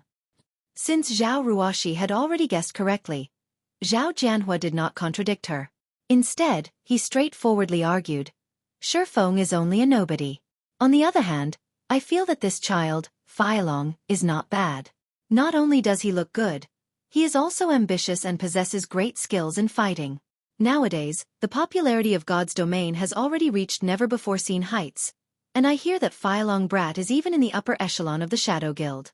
He also has a very good insight towards the future. Yet, instead of choosing a youth with good potential like him, you chose to go with an incompetent person. I am sure elder brother would stand together with me on this matter as well." "Second uncle, you're really misunderstanding things here. There isn't anything between me and Shifeng." Zhao Ruoxi was utterly at a loss for words. Rather, she felt furious about Ling Feilong's actions. However, she was inwardly rejoicing as well right now. Thanks to Shifeng's appearance, she could finally see Ling Feilong's true colors clearly. "Misunderstand? Your second uncle possesses discerning eyes, and I very much understand your situation. In any case, I will absolutely not allow that brat to enter this event. I am still capable of that at least." Zhao Jianhua did not believe Zhao Ruoxi's words. He knew how very sly Zhao Ruoxi had been since her childhood. In any case, he refused to be fooled in this matter. Zhao Jianhua was not some shrewd businessman, nor was he part of the Zhao Group's management. Instead, he was a fighter that loved martial arts. Only afterwards did he start handling the security department of the Zhao Group. The real boss of the Zhao Group was Zhao Ruoxi's father, Zhao Zhenxian. Hence, Zhao Jianhua had always liked future professional fighters like Ling Feilong. After all, only a strong man could properly protect his own woman. Yet what was Shifeng? Zhao Jianhua had had Shifeng investigated, and he discovered that Shifeng was only a weakling who was constantly bullied by others. A person like Shifeng was simply too unreliable. Hence, Zhao Jianhua was adamant at ending Zhao Ruoxi's relationship with Shifeng this time. While Zhao Jianhua and Zhao Ruoxi were having their discussion, Ling Feilong, who was outside the door, eavesdropping on their conversation, secretly felt delighted. Although he could not directly defeat Shifeng, he could still play Shifeng to death using a roundabout approach. In addition, he had also informed Zhao Zhenxian about this matter in advance. With both Zhao Jianhua and Zhao Zhenxian vehemently opposing their relationship, even if Shifeng had seduced and captivated Zhao Ruoxi's heart completely, the two of them could never be together. Hence, as long as he could develop himself in shadow, becoming one of the core members of the guild, Zhao Jianhua and Zhao Zhenxian would definitely support his pursuit of Zhao Ruoxi. After obtaining the wealth of the Zhao Group, he could easily take control of the entire Shadow Guild. At that time, what would Shifeng amount to? What would Zhang Luowei amount to? What would Lan Hailong amount to? "Yu Kai, you've done well this time. I'll put in a few good words for you when I meet up with Brother Zhang next time. After you graduate, just come to Shadow," Ling Feilong said with satisfaction, patting Yu Kai, who stood beside him in a deferential manner. "This is but a trivial matter. In the future, I will be relying on Brother Long for support," Yu Kai said with a smile. Although Yu Kai, as the student council president, was indeed an amazing character in Jinhai University, after he graduated from the school, however, he would only amount to nothing. Nobody in society would give a damn about him. Aware of this reality, Yu Kai had no choice but to agree to Ling Feilong's request to remove Shifeng's registration for the fellowship party. Furthermore, Zhou Jianhua himself had even instructed him not to allow Shifeng entry into the event. Since he could satisfy both parties with just an action, killing two birds with one stone, why wouldn't he do so?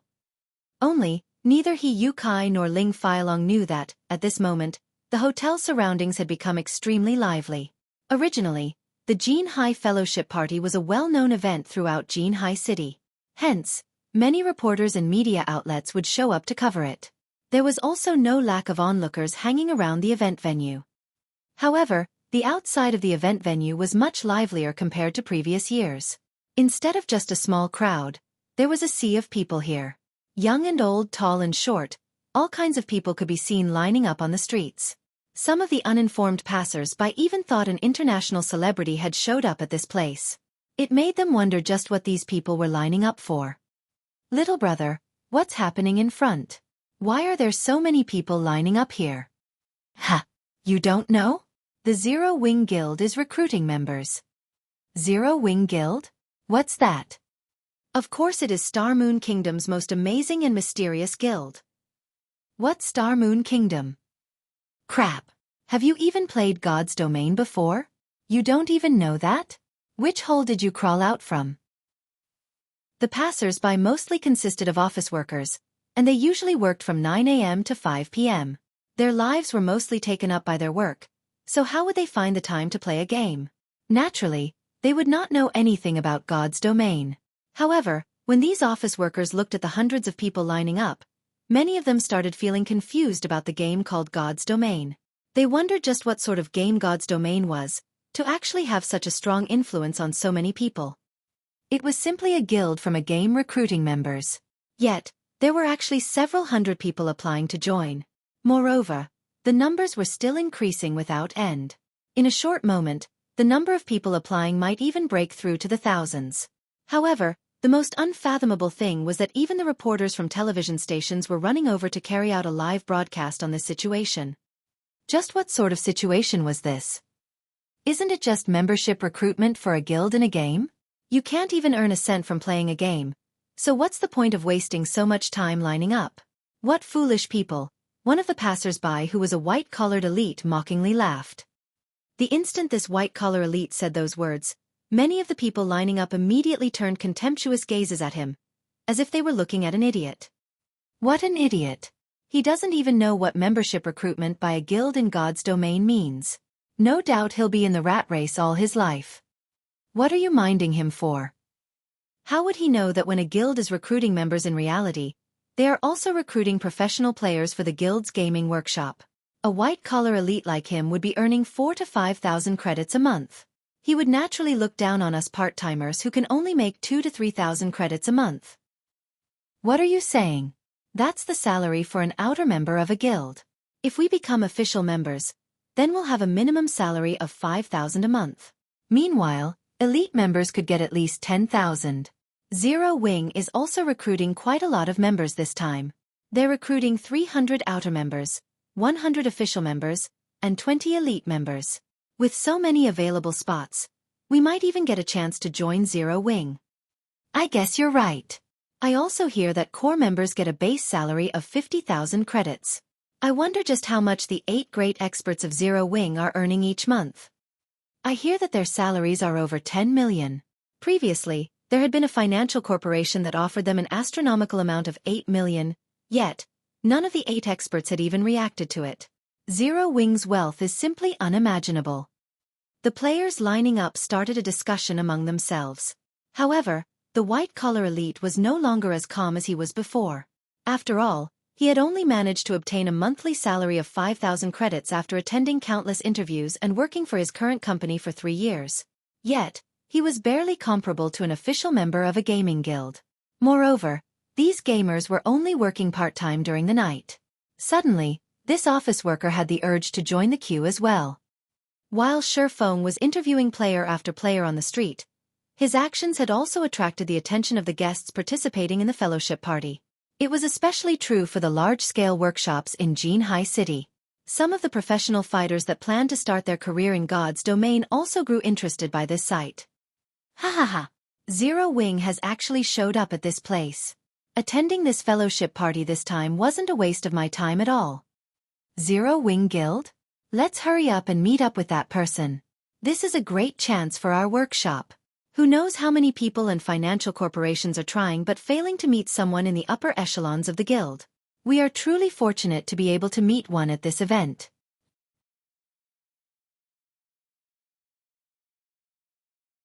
Chapter 252. I am a coward. On the highest floor, the 36th floor of the Golden Bridge Hotel, the Jin High Fellowship Party had officially started. Most of the participants present at this event were well-known figures from various sectors of Jin High City. On the contrary, only a minority consisted of students who were about to graduate from Jin High University. The Jin High Fellowship Party held this year was the grandest one yet, and the number of people invited this year was also the highest compared to past occasions. As a result, the soon-to-be graduates of Jin High University were provided with more career prospects. This was especially true for players of God's Domain. Many people from all walks of life had an optimistic view on God's Domain's future, because aside from allowing its players to experience battles and adventures, God's Domain also allowed players to enjoy various lifestyles and forms of entertainment. The array of activities one could experience in God's Domain was much more abundant than in the real world, and this aspect of the game allowed many corporations in the real world to integrate and develop themselves in the game. Currently, there was an energetic old man in his 60s, who wore a white tunic, sitting at a corner of the event venue. Meanwhile, surrounding the old man were some of the most influential and powerful figures of Jin High City. Zhao Ruoxi's second uncle, Zhao Jianhua, was seated among these powerful personages as well. "Are they not here yet?" The old man in the white tunic suddenly asked Xueqi, who stood beside him. "They've already arrived, but..." Xueqi's expression faltered as he hesitated on his words. The elderly man before him was both the headmaster and chairman of Jin High University, Su Wenqing, and he was a very influential man in Jin High City. The reason being, under Su Wenqing's tutelage, many students had graduated from Jin High University with outstanding achievements, and such a contribution made Su Wenqing a well-known and well-respected character in the various sectors of Jin High City. Su Wenqing's influence was so great that he could easily send Jin High City into an uproar with his words alone. "Speak," Su Wenqing suddenly said in a cold voice. "They're outside right now," Xueqi answered feebly, the sudden pressure making the knees of an inexperienced youth like him go weak. "Since they're already outside, why aren't they coming in?" Su Wenqing questioned. "Don't tell me they want this decrepit old man to invite them in. Who do they think they are? They actually want Elder Su to invite them in? Do they think that, just because they're good at playing a game, they can disregard us?" Zhao Jianhua angrily said. "You few, go take a look at the situation and call them up. Tell them that I said so." Su Wenqing felt that something was amiss after light contemplation. Aside from the professional players from gaming workshops, quite a few well-known figures from fighting competitions were still absent from the event as well. "Yes." Receiving the command, Su Wenqing's bodyguards, who stood by his side, immediately took the elevator down the hotel. These bodyguards wore black suits and black sunglasses, and all of them had tall and robust bodies. "I don't understand what is going through these people's minds. What's the point of staying downstairs instead of coming up? Has something happened downstairs?" Zhao Jianhua felt furious at the absentees, and his view of professional gamers lowered even further now. In his opinion, no matter how good a gamer was, they were, in the end, still gamers. Without corporations supporting and financing them, they would only remain as small fries in society. "I too am curious. Just what sort of mentality do young people have nowadays? Maybe we old folks are no longer able to keep up with the changing times?" said a middle-aged man dressed in black martial artist clothing with a self-deprecating laugh. As if he was a great ocean, the man gave others a calm and gentle feeling, and one would not be able to find a hint of energetic spirit coming off this man. However, nobody present in the room would dare look down on this middle-aged man. The reason being, this man was Jin High City's well-known martial arts master, Chen Wu. Several years ago, Chen Wu was the reigning champion of Jin High City's fighting competition. He was the uncontested #1 back then. However, now that he was older, he no longer participated in any fighting competitions. Instead, he had started his own dojo in Jin High City, which was very well received. Master Chen Wu must be joking. Young people nowadays just don't know the immensity of heaven and earth. It is only a virtual reality game. With Master Chen Wu's skills, if you enter that game called God's Domain, you can easily become one of the apex experts there, Zhao Jianhua said. The real world and the virtual world are different things entirely. Moreover, times have changed. The future belongs to the younger folk now. Chen Wu shook his head. As a martial arts practitioner, he was very sensitive towards matters that occurred around him. He could clearly feel the change of an era approaching quickly. It was especially true with the appearance of God's Domain.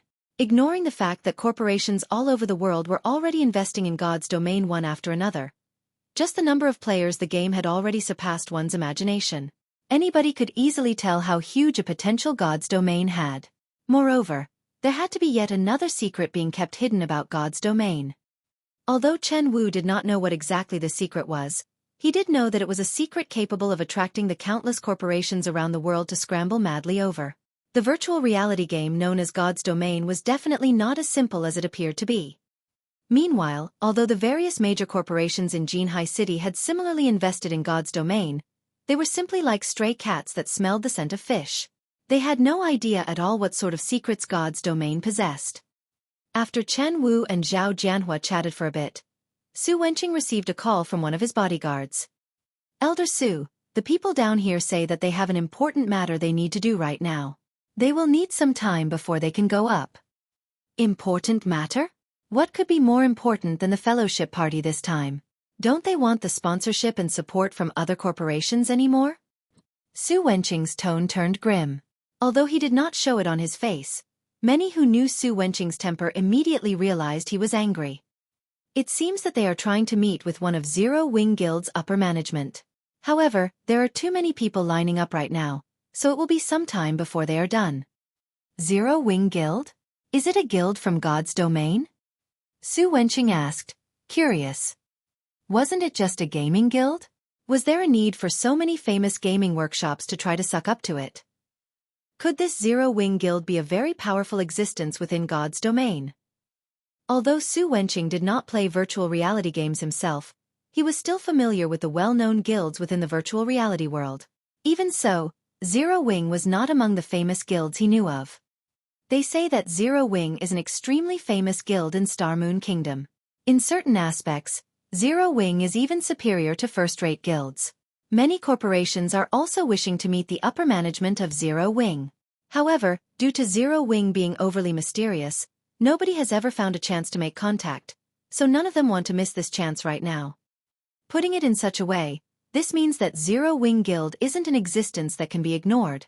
Su Wenqing grew interested in this Zero Wing Guild, especially since such a guild had appeared in a city like Jinhai City.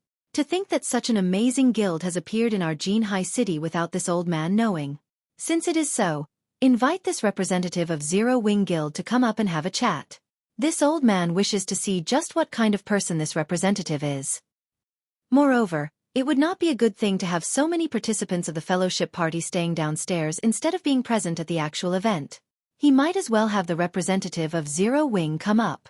That way, the guests from other gaming workshops could also participate in the fellowship party.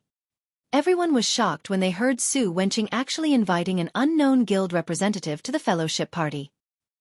Meanwhile, outside the Golden Bridge Hotel, Su Wenqing's bodyguards had already met up with Shifeng.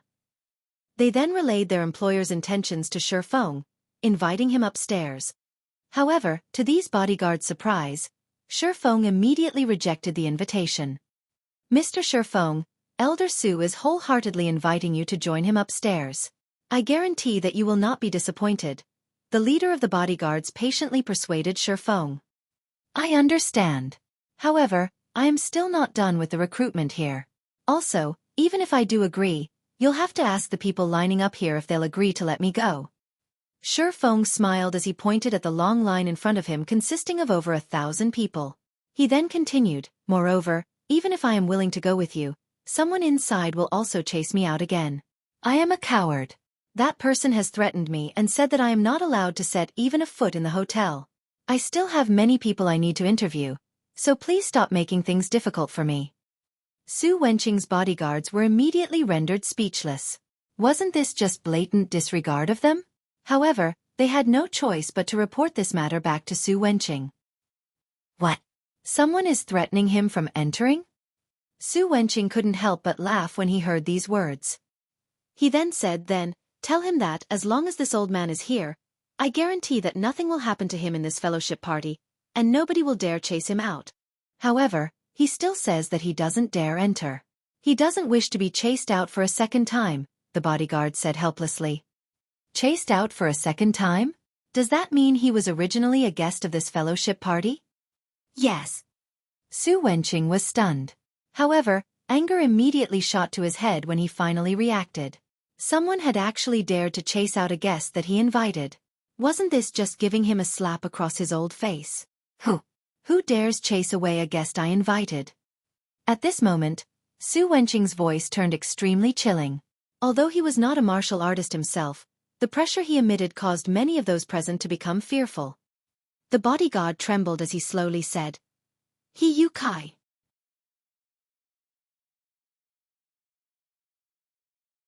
Chapter 253. 5 Demon Generals. Good. Very good. Although Su Wenqing was smiling, the tone he spoke with was as chilling as the winter cold. At this moment, even an idiot could tell that Su Wenqing was furious. Due to the conversation being held over the phone, nobody but Su Wenqing himself could hear what his bodyguard had said. However, based on the words Su Wenqing had spoken, the people around him knew that someone had done something to badly anger Su Wenqing.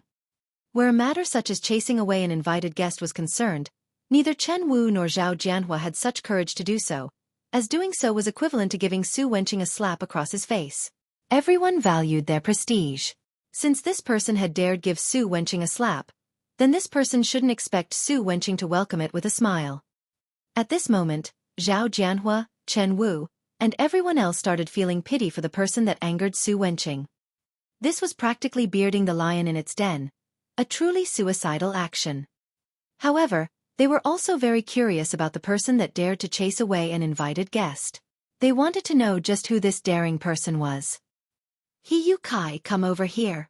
Su Wenqing looked at Xueqi, who was cluelessly standing at one side.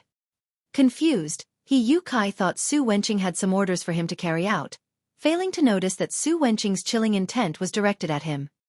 Go downstairs and invite that person up here. If he isn't willing to come up, then you don't have to come back either, Su Wenqing said coldly. Headmaster, this.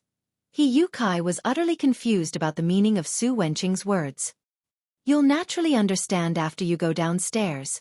Su Wenqing sent a glance at the bodyguard beside him. The bodyguard intuitively understood Su Wenqing's intentions, and he immediately grabbed Xueqi and dragged him towards the elevator. Headmaster Su, there must be a misunderstanding somewhere. I really didn't do something like that. Xueqi shouted in a panic, the fat on his body jiggling. Even if he was given 100 lives, he would never dare kick out an invited guest. He was merely a student of Jinhai University, and nobody among the invited guests was someone he could afford to offend.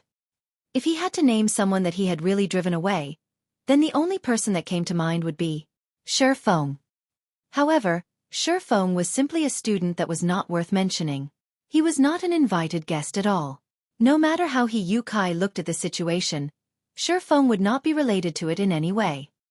This brat sure has guts, Zhao Jianhua said in an ambiguous tone. It was unknown whether he was actually praising Xueqi or disparaging him. However, everyone else was in full agreement with Zhao Jianhua's words. The bystanders could clearly tell that this incident was caused by Xueqi. This incident had truly given them a shock. Xueqi was merely a student council president, an insignificant existence, yet he had actually dared to recklessly abuse the little power he was given. If Xueqi did not deal with this matter perfectly, then his best option to save himself was to pack up and leave Jinhai City. Otherwise, only a tragic end awaited him. Meanwhile, Zero Wing's recruitment location had already become the most eye-catching sight on this street. Before he knew it, Shi Feng had recruited many new people for his guild. Some well-known workshops in Jinhai City were even included among them. The members of these workshops were all relatively skilled. However, since they didn't have a top-tier expert leading them, they had a difficult time obtaining good equipment in God's domain. The reason being, a majority of the high-quality equipment could only be obtained from a dungeon, while a minority came from field bosses. However, to a guildless workshop, field bosses were simply an unattainable dream. This situation resulted in the workshops having a hard time making money in God's domain.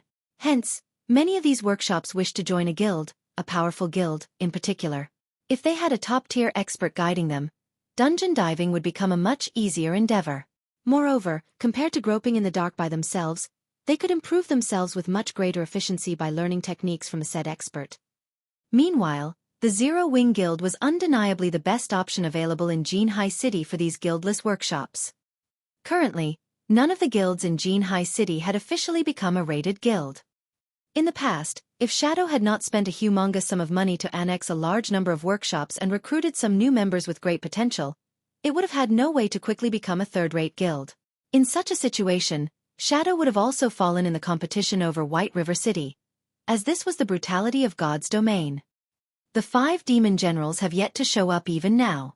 Could they be uninterested in joining Zero Wing? Shifeng had already interviewed several hundreds of people. However, not a single one of the 5 demon generals were actually among those hundreds of people. In the past, the 5 demon generals were the most powerful experts in Shadow. If their growth had not been limited by Shadow, they might have been promoted to a Tier 4 class or above. These 5 people also played an indispensable role in aiding Shadow in obtaining the 10 city-states. One could even say that Shifeng's main goal in attending this fellowship party was to recruit these 5 people. Don't tell me they're afraid of taking the interview? Shifeng felt that there was a very high possibility of such a thing happening. After all, the current 5 demon generals were obscure existences right now. Nobodies in God's domain. If they concluded that they would not be accepted into Zero Wing, they would naturally avoid taking the interview altogether, saving themselves the humiliation when they got rejected. Thinking up to this point, Shifeng felt troubled. It was very possible for these 5 people to be inside the fellowship party right now. Yet, he had no way of entering the actual event venue. So, how should he go about recruiting those 5? Just as Shifeng was feeling distressed over this matter, Xueqi came walking over. "Why is it you?" Xueqi was immediately dumbfounded when he discovered the person he had been sent to invite actually turned out to be Shifeng. In Xueqi's opinion, Shifeng was simply an ordinary student. His and Su Wenqing's statuses were worlds apart from each other, and it was impossible for Su Wenqing to actually send a personal invitation to Shifeng. Yet, the impossible had actually happened now. Meanwhile, Shifeng couldn't help but shift his gaze to Xueqi. Suddenly, he asked with a smile, "President He, what brings you here? Don't tell me you wish to chase me away from this street as well?" "This is a misunderstanding. A misunderstanding. Fellow student Shifeng, how could I possibly dare to chase you away? All of this is simply a misunderstanding. Previously, due to an error to the system, your information was not properly registered. However, everything is fine now. Fellow student Shifeng, you can now participate in the fellowship party as well," Xueqi said with a fawning smile. "President He, I am a very cowardly person. Previously, you yourself, President He, had said that, as long as I dare set even a single foot in the hotel, you would immediately chase me out. I truly do not dare provoke a personage such as you. I also feel quite comfortable staying here. If you don't have any other matters, then, please return to your event. I am still very busy right now." Shifeng smiled, shifting his attention away from Xueqi. Hearing Shifeng's words, Xueqi's face instantly paled. Even an idiot could make out the meaning behind Shifeng's words. "You chased me away without any hesitation before. Yet, now, you wish to invite me back? Do you think it's possible that I will agree?" Xueqi really wished to say it's possible. Xueqi was merely a student council president. Now that Su Wenqing had already spoken, if Xueqi did not deal with this matter properly, his future would be over. Moreover, with Su Wenqing's horrific reach, Xueqi did not even dare to think about having a future. Noticing Su Wenqing's bodyguard coldly looking at him, Xueqi's body shuddered with fear. Immediately, he did something that shocked even Shifeng himself. Xueqi immediately knelt before Shifeng, hugging Shifeng's thigh as he cried like a little girl, saying, "Fellow student Shifeng. No, brother Feng. I was the one in the wrong. I have eyes but failed to recognize Mount Taishan too. I am deserving of death. How could I have been so blind to actually listen to the words of that bastard, Ling Fialong? Brother Feng, I apologize to you. Please, if it can help cool your temper, please beat me up as much as you wish. As long as Brother Feng is willing to go upstairs with me." Shifeng wasn't the only one shocked by Xueqi's actions. Even the bystanders were dumbfounded by this scene. Did he really think he was invincible just because he was shameless?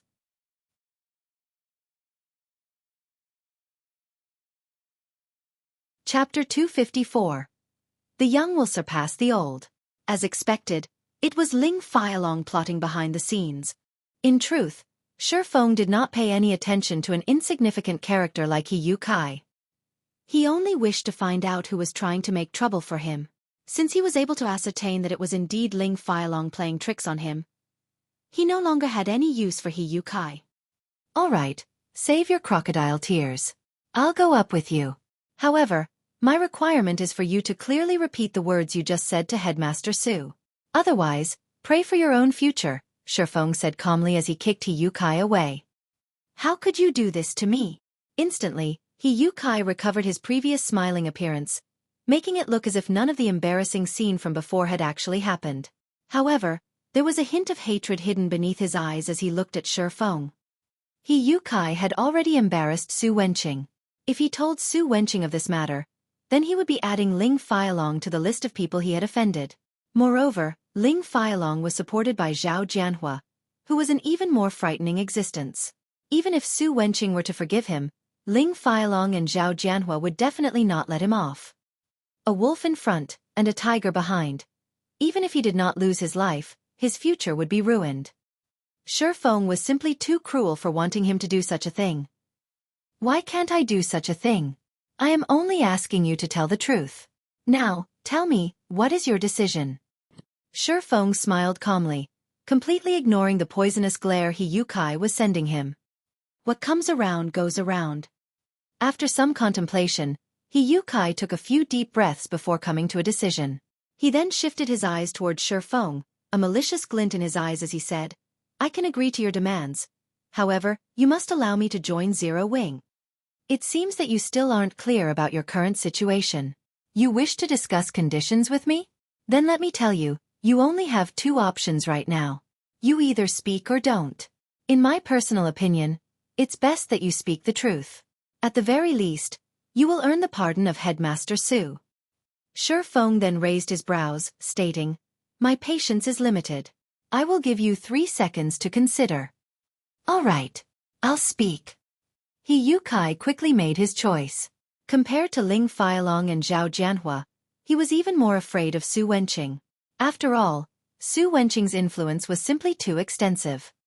Soon after, Shi Feng followed He Kai and Su Wenqing's bodyguard into the hotel and took the elevator up to the 36th floor. Shi Feng's arrival at the event venue immediately attracted a majority of the participants' attention. Due to Su Wenqing's rage, many of the guests present had already found out about the incident concerning Shi Feng. They were very curious to see just what sort of person warranted a personal invitation from Su Wenqing himself. Under the bodyguard's lead, Shi Feng and He Kai arrived before Su Wenqing. When an ordinary youth in black sportswear appeared before them, everyone couldn't help but widen their eyes. They started attentively evaluating Shi Feng, intent on discerning the secrets hidden behind Shi Feng's ordinary appearance. To their disappointment, however, be it Shi Feng's attire or aura, both were similarly plain and ordinary. Shi Feng? Why are you here? Ling Feilong couldn't help but grow astonished. Originally, he had intended to use this fellowship party to form a deeper connection with Zhao Jianhua. However, he never imagined that Shi Feng could actually make it into the event. The current situation went far beyond his expectations. Everything has an exception to it. Isn't that so? Shi Feng replied with a smile. Shi Feng, it's great that you made it. Originally, I planned to go down and look for you, but it seems that won't be necessary now. Zhao Ruoxi said excitedly when she saw the new arrival was Shi Feng. Were it not for Zhao Jianhua holding her back, preventing her from leaving, she would have long since left this boring fellowship party.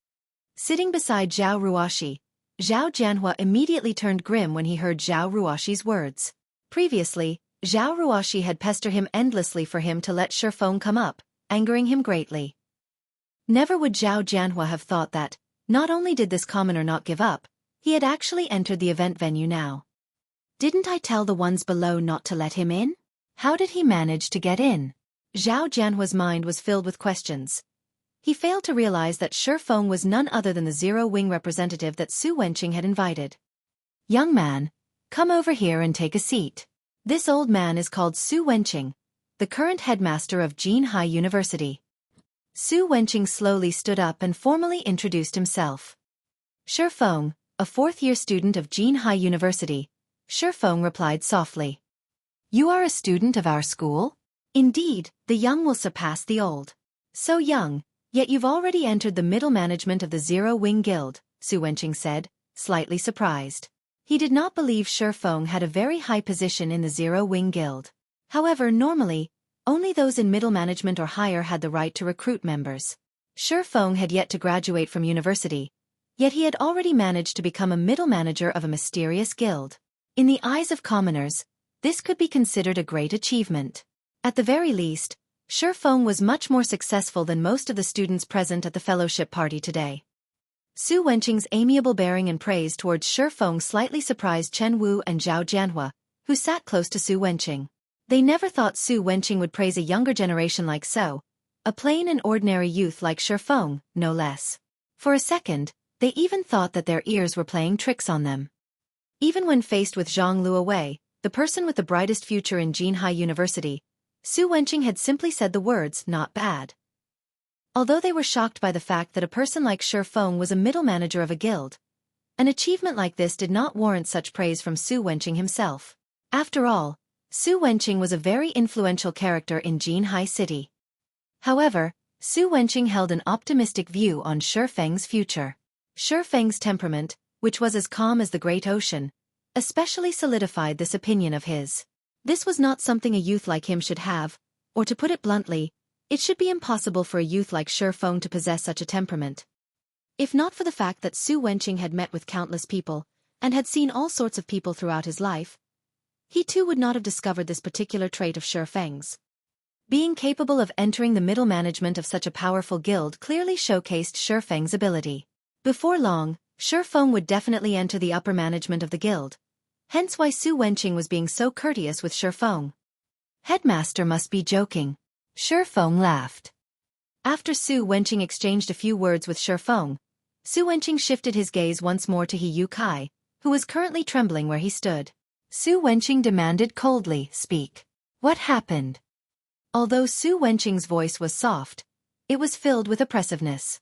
Frightened, He Kai no longer dared hide anything from him. Ling Fialong was the one that told me to do everything. He said he did not wish to see Shifeng entangled with fellow student Zhao Ruoshi. Hence, under his coercion, I did not register Shifeng for the fellowship party. He Kai immediately pointed towards Ling Fialong, denouncing him. At this moment, he no longer cared about the consequences of his words. Immediately, everyone's attention shifted to Ling Fialong. Ling Fialong instantly felt a huge pressure bearing down on him. At this moment, Ling Fialong felt utterly powerless, his breathing faltering. He was at a complete loss for words right now. Anything he said would easily offend others. He also never imagined that Shifeng would have Zero Wing Guild as his backing. Since you have nothing to say for yourself, then please leave this place. The Jinhai Fellowship Party does not welcome you, Xueqi said abruptly in a deep tone, the rage contained within his words clear for all to hear. Looking at Ling Fialong's expression, it was obvious what He Kai had said was the truth. Following which, two robust bodyguards walked towards Ling Fialong, clearly intending to send Ling Fialong on his way. Elder Su, please wait a moment, Zhao Jianhua suddenly spoke up. Meanwhile, standing beside Zhao Jianhua were two of Shadow's major shareholders, Lan Hailong and Zhang Luowei.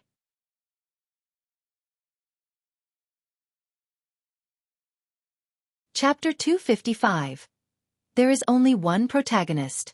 Zhao Jianhua's deep voice suddenly caused the splendorous and lively venue to go silent. Everyone present knew that, once Xueqi made a decision, nobody was allowed to interfere with it. However, Zhao Jianhua actually stepped in and tried to interrupt Xueqi. Suddenly, the atmosphere within the event hall turned extraordinarily intense, like a minefield where a single misstep could trigger a massive explosion. In reply to Zhao Jianhua's interruption, Xueqi did not speak any words. Instead, he merely stretched out his hand, halting the two bodyguards from dragging Ling Fialong away. He then returned his focus to Zhao Jianhua, his eyes carrying a questioning look. He wanted to know just what sort of reason Zhao Jianhua had for going against his decision. Zhao Jianhua was one of the main sponsors for the Jinhai Fellowship Party. He was also one of the directors of the Zhao Group, a major corporation in Jinhai City. Hence, Su Wenqing could not simply ignore Zhao Jianhua's opinion. Elder Su, I am the one who allowed Ling Feilong to prevent Shifeng from entering this place. Moreover, I feel that I did not make any mistake in this decision. Please don't make things difficult for Feilong. Zhao Jianhua then added with a laugh. As for the reason why I didn't allow Shifeng to enter, it was simply because I did not want him to continue associating with Ruoshi. Please understand my decision, Elder Su. Second uncle, I've already said that our relationship isn't what you imagined it to be. Zhao Ruoshi argued immediately, her crescent brows slightly wrinkled. Listening to the niece and uncle pair bickering with each other, Su Wenqing, with his many years of experience, instantly figured out the crux of the matter. Suddenly, he laughed and said, "It is indeed good to be young. Since it is a matter between young people, then I will not intervene." Ling Feilong immediately let out a sigh of relief when he heard Su Wenqing's words. If he were truly chased out of the fellowship party, then his reputation would be in tatters. Fortunately, he had Zhao Jianhua on his side. Ling Feilong gave Shifeng a look that seemed to say, "So what if you received praise from Elder Su? Aren't I still completely fine right now?" Shifeng merely shrugged at Ling Feilong's provocation, paying him no mind at all. Right now, his sole goal for coming upstairs was to look for the 5 demon generals. Ling Feilong could do whatever he wanted for all Shifeng cared. However, if Ling Feilong dared to actively seek trouble with him again, then he couldn't be blamed for responding in kind. At this moment, the elegant and handsome-looking Lan Hailong sent a glance at Zhang Luowei, who currently stood beside him. "Fellow student Shifeng, please wait a moment." Zhang Luowei stepped forward, hurrying to Shifeng as he shouted, "I have been looking forward to meeting with Zero Wing for a long time now. I never would have thought I would get the chance to do so at this fellowship party. I hear that Zero Wing has plenty of experts, and each and every one of them has extraordinary skills. Fellow student Shifeng, as a middle manager of Zero Wing, I believe that you must definitely be skilled. Hence, I wish to seek some pointers from you. We can also take it as an entertainment for this fellowship party. I wonder, what is fellow student Shifeng's opinion on this matter?" Hearing Zhang Luowei's suggestion, glints flashed through Su Wenqing's, Zhao Jianhua's, Chen Wu's, and everyone else's eyes. They felt that it was a good suggestion. However, they still chose to remain silent as this was a matter for the younger generation. It wouldn't be good for old folks like them to intervene.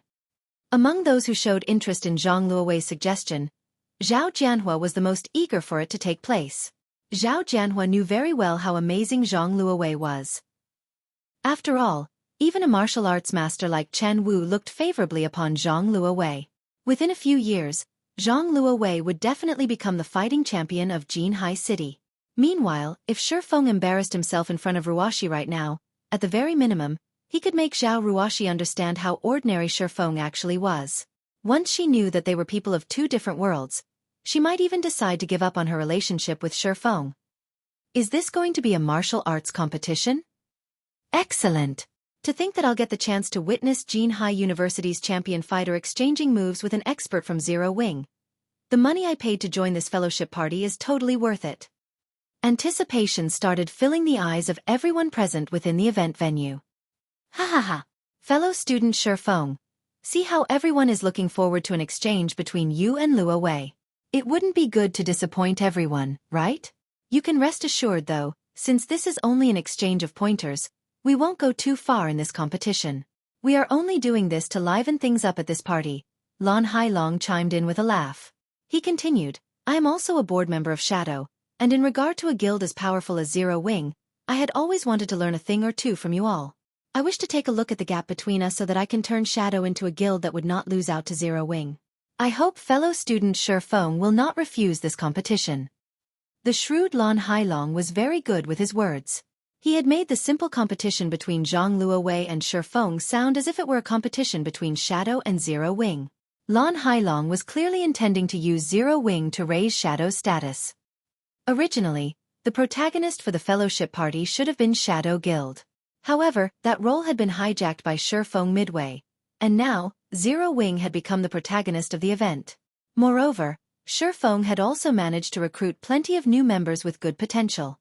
Lan Hailong and Zhang Luowei naturally couldn't stomach such a scene occurring right before their eyes. Hence, they thought of using Shifeng as a stepping stone. That way, Shadow's fame at this event would instantly surpass Zero Wing. Moreover, Lan Hailong's plans weren't limited to just this one point. He also intended to publicize Shifeng's loss, allowing everyone, both inside and outside of God's domain, to know that an expert from Zero Wing had lost badly to a player from Shadow. At that time, Shadow's reputation would not lose out to Zero Wing by one little bit. As for Shifeng himself, he would definitely be expelled from Zero Wing after turning the guild into a laughingstock. This could be considered Lan Hailong's revenge on Shifeng for stealing Shadow's limelight at this event. Also, now that the event had become so lively, with so many people cheering and calling out Shifeng's name, Shifeng would not have an easy time declining the competition request. How could you say such a thing? Zhao Ruoshi asked, dissatisfaction in her tone. Shifeng is a gaming expert, not some fighting expert. What point would there be for the two of them to have a match with each other? Immediately, many people among the audience came to a realization. Although Shifeng was amazing inside a game, that did not mean he would be equally amazing at fighting in real life. Even if Zhang Luowei defeated him, that did not prove that Zhang Luowei was strong inside the game. Fellow student Zhao Ruoshi, you must be joking. God's Domain is a virtual reality game, and every aspect of the game is extremely realistic. I believe that anyone who has experienced combat in God's Domain would know this. Although being good at fighting in real life does not necessarily make someone good at the game, the same cannot be said for the opposite. If one is good at the game, then it shows that they are equally skilled at fighting in real life. In fact, I know just how amazing fellow student Shifeng is.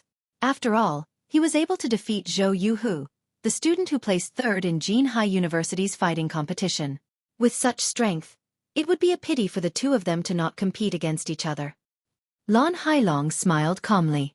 Contrary to his words, he had absolute confidence in Zhang Luowei obtaining victory.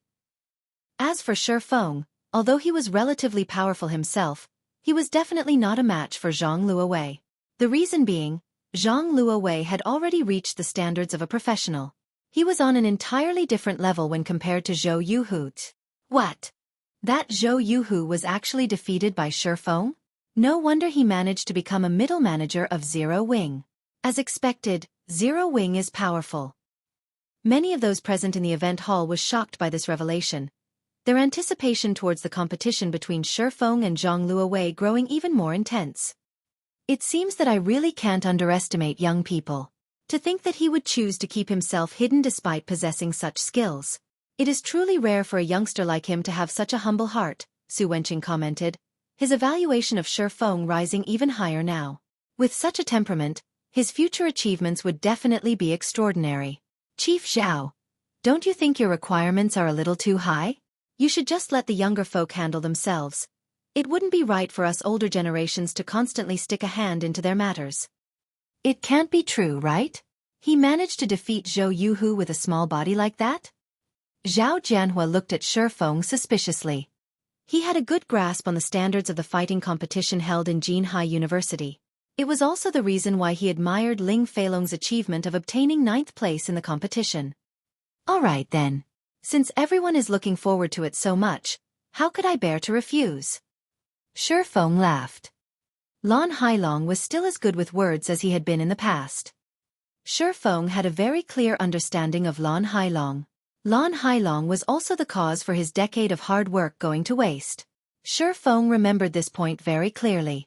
Originally, Shifeng had not intended to seek trouble with Lan Hailong in this life. After all, those matters had all occurred in his previous life. Hence, Shifeng decided that, as long as Lan Hailong did not provoke him in this life, he couldn't care less what Lan Hailong did. Yet, Lan Hailong just had to come looking for trouble. Since it was so, Shifeng would not remain courteous with Lan Hailong. It was also a good chance for him to rid himself of past grudges.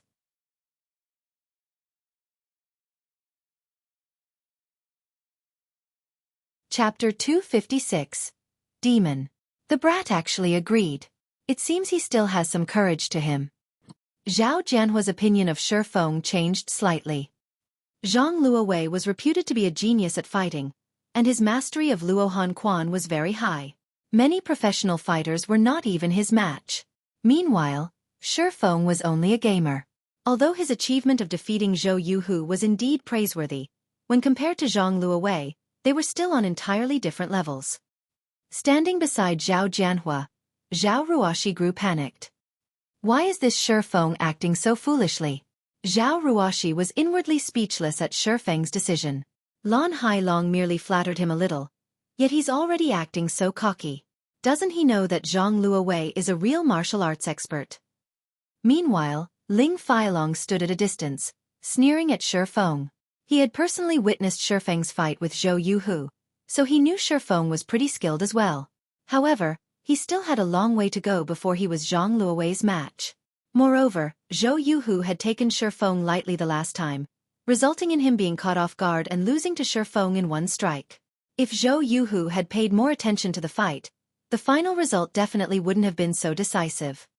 Currently, Shi Feng and Zhang Luowei were no longer fighting as individuals. Instead, they were representing their respective guilds in a competition. As long as Zhang Luowei defeated Shi Feng, in addition to Lan Hailong wantonly spreading the news about it, Shi Feng would definitely bring great shame to Zero Wing. This was also the part Lan Hailong was brilliant at. Death by overpraising. First, he endlessly praised Shi Feng and spoke of how amazing he was in front of everyone else.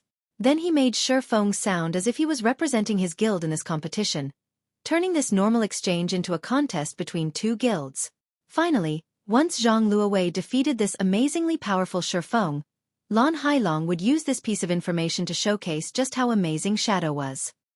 Even if Shi Feng was a middle manager of Zero Wing, he would definitely still receive a heavy punishment. After all, this matter concerned the reputation of the guild. Lan Hailong's means were indeed cruel and decisive. As the audience started cheering and discussing the competition, the staff members of the event went ahead with preparing a fighting ring for the competition. Who do you think will win? Of course it is Zhang Luowei. He is my idol. During the university's fighting competition, he obtained first place with great ease. None of the contestants could take 3 moves from him before being defeated. Although Shi Feng is also very strong, he doesn't have much of a presence. I can feel nothing from him at all, as if he doesn't even exist. Zhang Luowei, on the other hand, is like a cruel and ferocious beast. When I stood near him, I could feel a heavy pressure bearing down on me. When his eyes landed on me, I even felt a shiver go down my spine. I agree. Shi Feng might be an expert in God's domain, but this is a real-life martial arts competition. It would be good if he could survive 10 moves from Zhang Luowei. If this fight was held in God's domain, however, it would definitely be an interesting duel. While everyone was feeling pessimistic about Shi Feng's chances of winning, Zhou Yuhu, who was resting at a corner of the event hall, walked up to Zhang Luowei's side. Brother Zhang, you have to be careful when you are going up against Shi Feng. I've fought with him before. Although he doesn't have remarkable strength, and his physique is no good as well, he is very experienced in combat. He has a very good grasp of when to take action, and his fists and feet are extremely nimble, Zhou Yuhu said. Little Hu, you're overthinking things. Even if Shi Feng has reached the level of a professional, I can likewise defeat him with ease. Don't worry, I'll return the shame he brought to you. Zhang Luowei laughed as he clapped Zhou Yuhu's shoulders. He was completely unaffected by Zhou Yuhu's words. When one reached his level of skill, one's determination would be as hard as steel.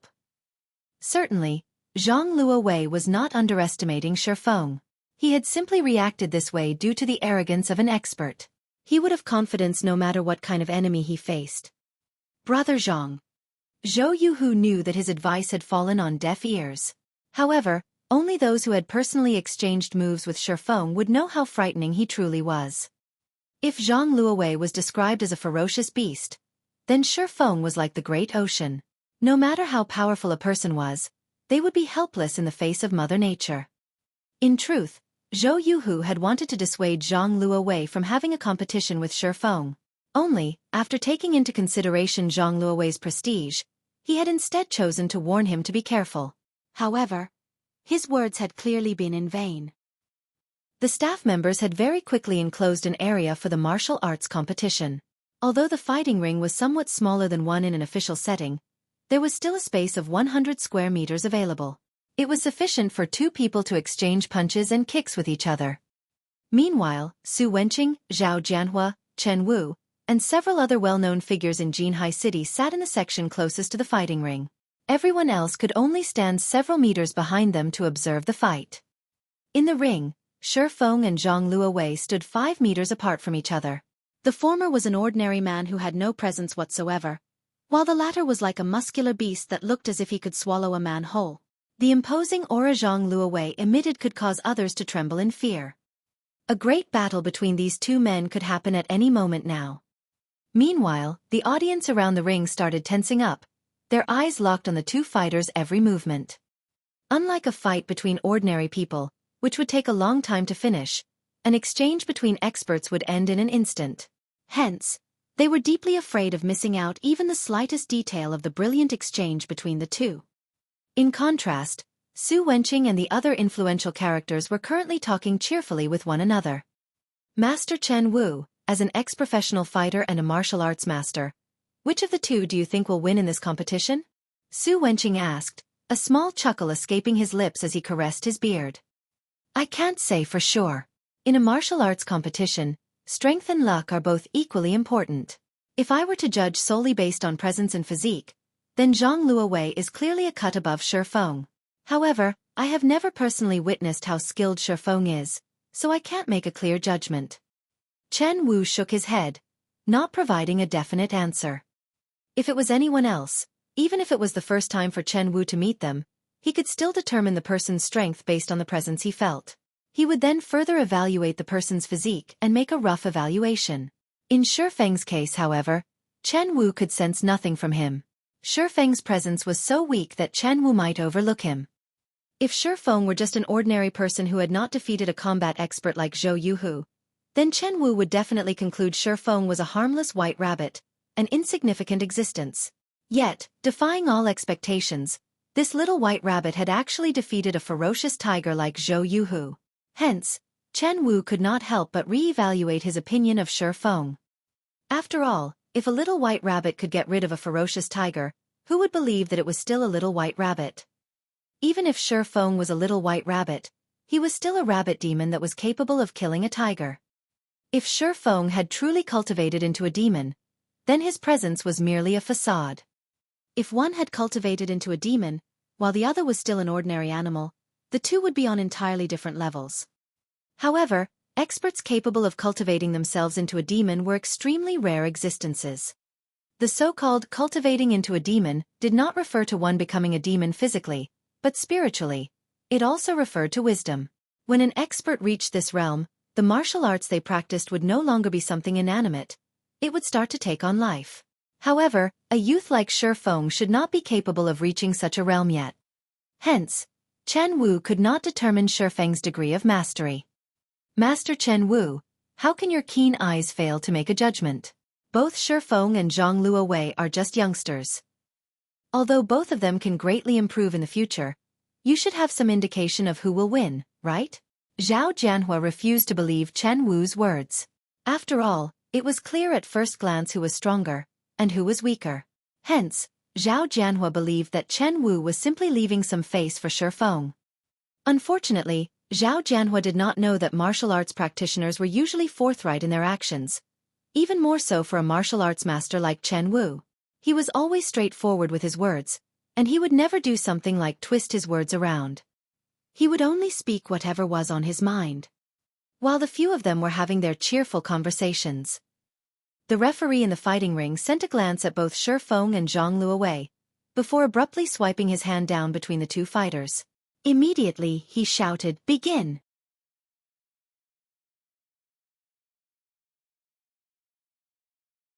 Chapter 257. Extraordinary. The moment the referee gave the signal, Zhang Luowei took action and immediately charged at Shi Feng. However, Zhang Luowei did not rush forth like a normal person would, as attacking in a straight line would be too plain and predictable. Instead, he zigzagged as he moved, his footwork constantly changing as he swiftly weaved his way toward Shi Feng. If it were any ordinary person faced with Zhang Luowei's footwork, they definitely would not know how to react to it properly. They would be enthralled by Zhang Luowei's erratic footwork and allow him to close in on them. Aside from placing emphasis on footwork, Luo Han Quan practitioners also stressed fast, accurate, and fierce punches. If one failed to block a punch from a Luo Han Quan practitioner and received a hit to the chest, The battle would end right there and then. Meanwhile, as a person of this modern era, and also as a professional fighter, Zhang Luowei had an arm strength of over 100 kilograms. Receiving a punch from him would be no different from being smashed in the chest with a hammer. Humans were also not made out of metal. Even if they were, after receiving tens of smashes from a hammer, they would still turn into scrap metal. Needless to say what would happen to a body made of flesh. With Zhang Luowei's physique, it would be no surprise if he broke most of Shifeng's ribs with a single punch, sending him flying back 1 to 2 meters away even. However, Shifeng was no ordinary person. Instead of retreating, he chose to advance and face Zhang Luowei head-on. Shifeng utilized the swimming dragon steps as he strode forward, his feet moving as if the ground was completely frictionless. Shifeng immediately slid towards Zhang Luowei, catching the latter off guard. Zhang Luowei never thought Shifeng would actually know such nimble and irregular footwork. Right now, he could not find any way to land a good punch on Shifeng.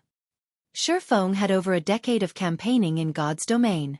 The combat experience he possessed far exceeded the imagination of an ordinary person. After all, there had been no dearth of martial arts masters and powerful boss monsters to serve as his opponents in the past. On the other hand, Zhang Luowei did not even possess 1,000th of Shifeng's combat experience. Although Shifeng's current physique was no match for Zhang Luowei's, Shifeng made up for it by using the agility and fast reaction speed he gained from his years of battle. When fighting bosses in God's domain, even the slightest mistake could cause players to lose their lives. Among the countless boss battles Shifeng experienced, there was many a time when he had to rely on his body's instinctive reactions instead of his eyes to make decisions. Such instinctive reactions were done under an unconscious state. If one wished to train themselves to this level, they needed to experience plenty of battles, regularly treading the line between life and death. However, one would rarely encounter such conditions for training in real life, even as a professional fighter. After all, when faced with a life-or-death situation in the real world, there was a high chance of losing one's life, and once dead, there was no second chance available. On the other hand, players could experience these life-or-death battles countless times without any risk of actual death. They could simply try again once they died in the game. This was also the reason why many professional fighters were obsessed with God's domain in the past. Only when one was placed in a life-or-death situation would one be able to display one's full potential. As long as they survived the battle, the insight they received from the battle could greatly increase their strength. Why did so many experts in the real world train at precipices? It was to experience the feeling of having their life hanging by a thread. They wanted to use the threat of death to stimulate their innate potential. However, taking such a course was extremely dangerous. Normally, only experts dared to do such a thing. If ordinary people tried it, 10 out of 10, they would lose their lives. Meanwhile, when a player died in battle in God's domain, they could just revive with an intact body. An expert in 100 battles. After experiencing 100 battles, even an ordinary person could become a combat expert. Meanwhile, in regard to the countless battles Shifeng had experienced in the past, even an idiot could become a demon. Not to mention, Shifeng had learned plenty of martial arts in the past. He had been a top-tier sword king in the past as well, and he had only been a thread away from being promoted to a Tier 4 sword emperor. The reason he could not become a sword emperor, however, was not because his techniques had been lacking. After all, Shifeng's combat techniques had already achieved perfection at that time, and he could easily adopt many techniques to his battles, not limiting himself to just a single style of combat. Although Zhang Luowei's footwork was nimble, Shifeng was clearly a cut above him. Be it a punch, a chop, or a hammer strike, Zhang Luowei sent fist after fist at Shifeng. Zhang Luowei's hammer strikes were especially deadly. If a bull received this strike, it would immediately fall to the ground and would not be able to recover within a short period of time. Unfortunately, every strike Zhang Luowei sent at Shifeng would always rub past the edge of his clothes.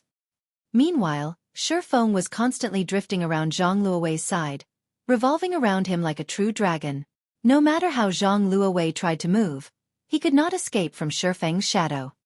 After exchanging over a dozen moves, Zhang Luowei's heart grew panicked.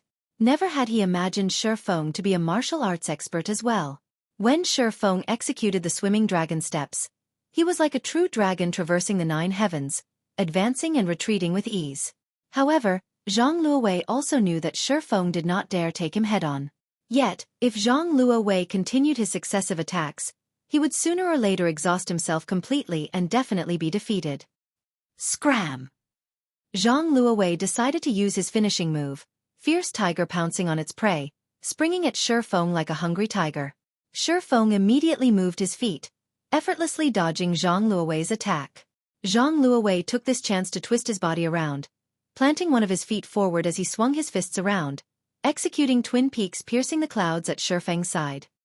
The moment Zhang Luowei's fists struck out, those close to the fighting ring could clearly hear the sound of wind whistling.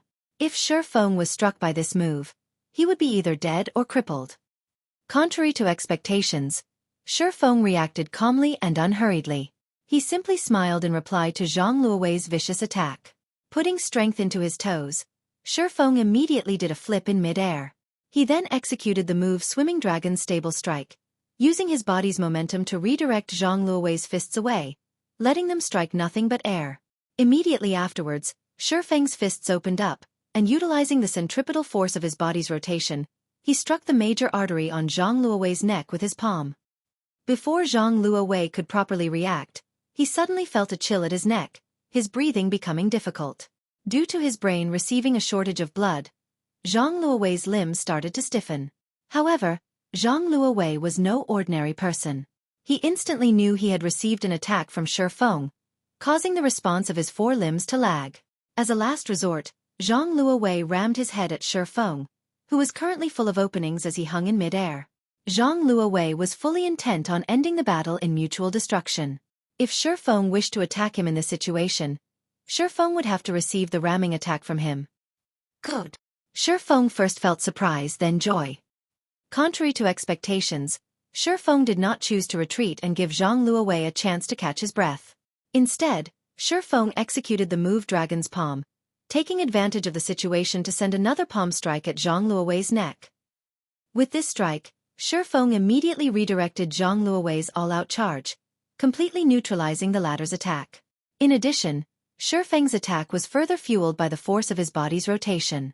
As a result, Zhang Luowei's body spun uncontrollably in mid-air after receiving the strike, just like a rotating arrow that was let loose. Right after that, Shifeng planted his palm on Zhang Luowei's chest and abruptly struck down. Zhang Luowei's body landed heavily, a web of cracks appearing on the marble floor beneath him. At this time, Zhang Luowei fell flat on his back, blood spewing out of his mouth. Shifeng's attack had fractured many of his ribs, and at this moment, he did not possess even the strength to speak. Zhang Luowei's eyes were filled with disbelief as he lost consciousness soon after.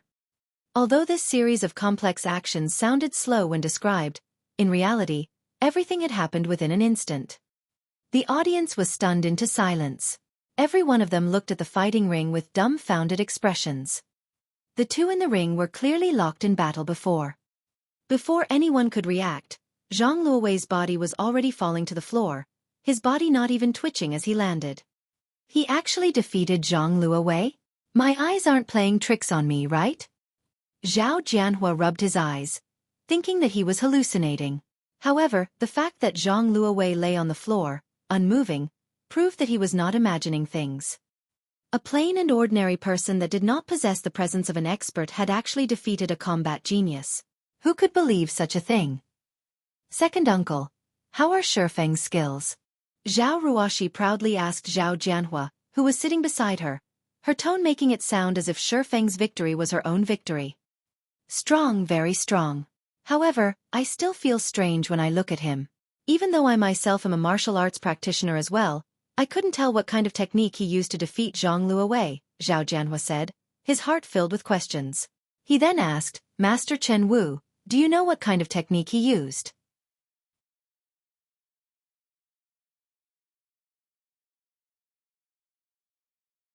Chapter 258. Increased backing.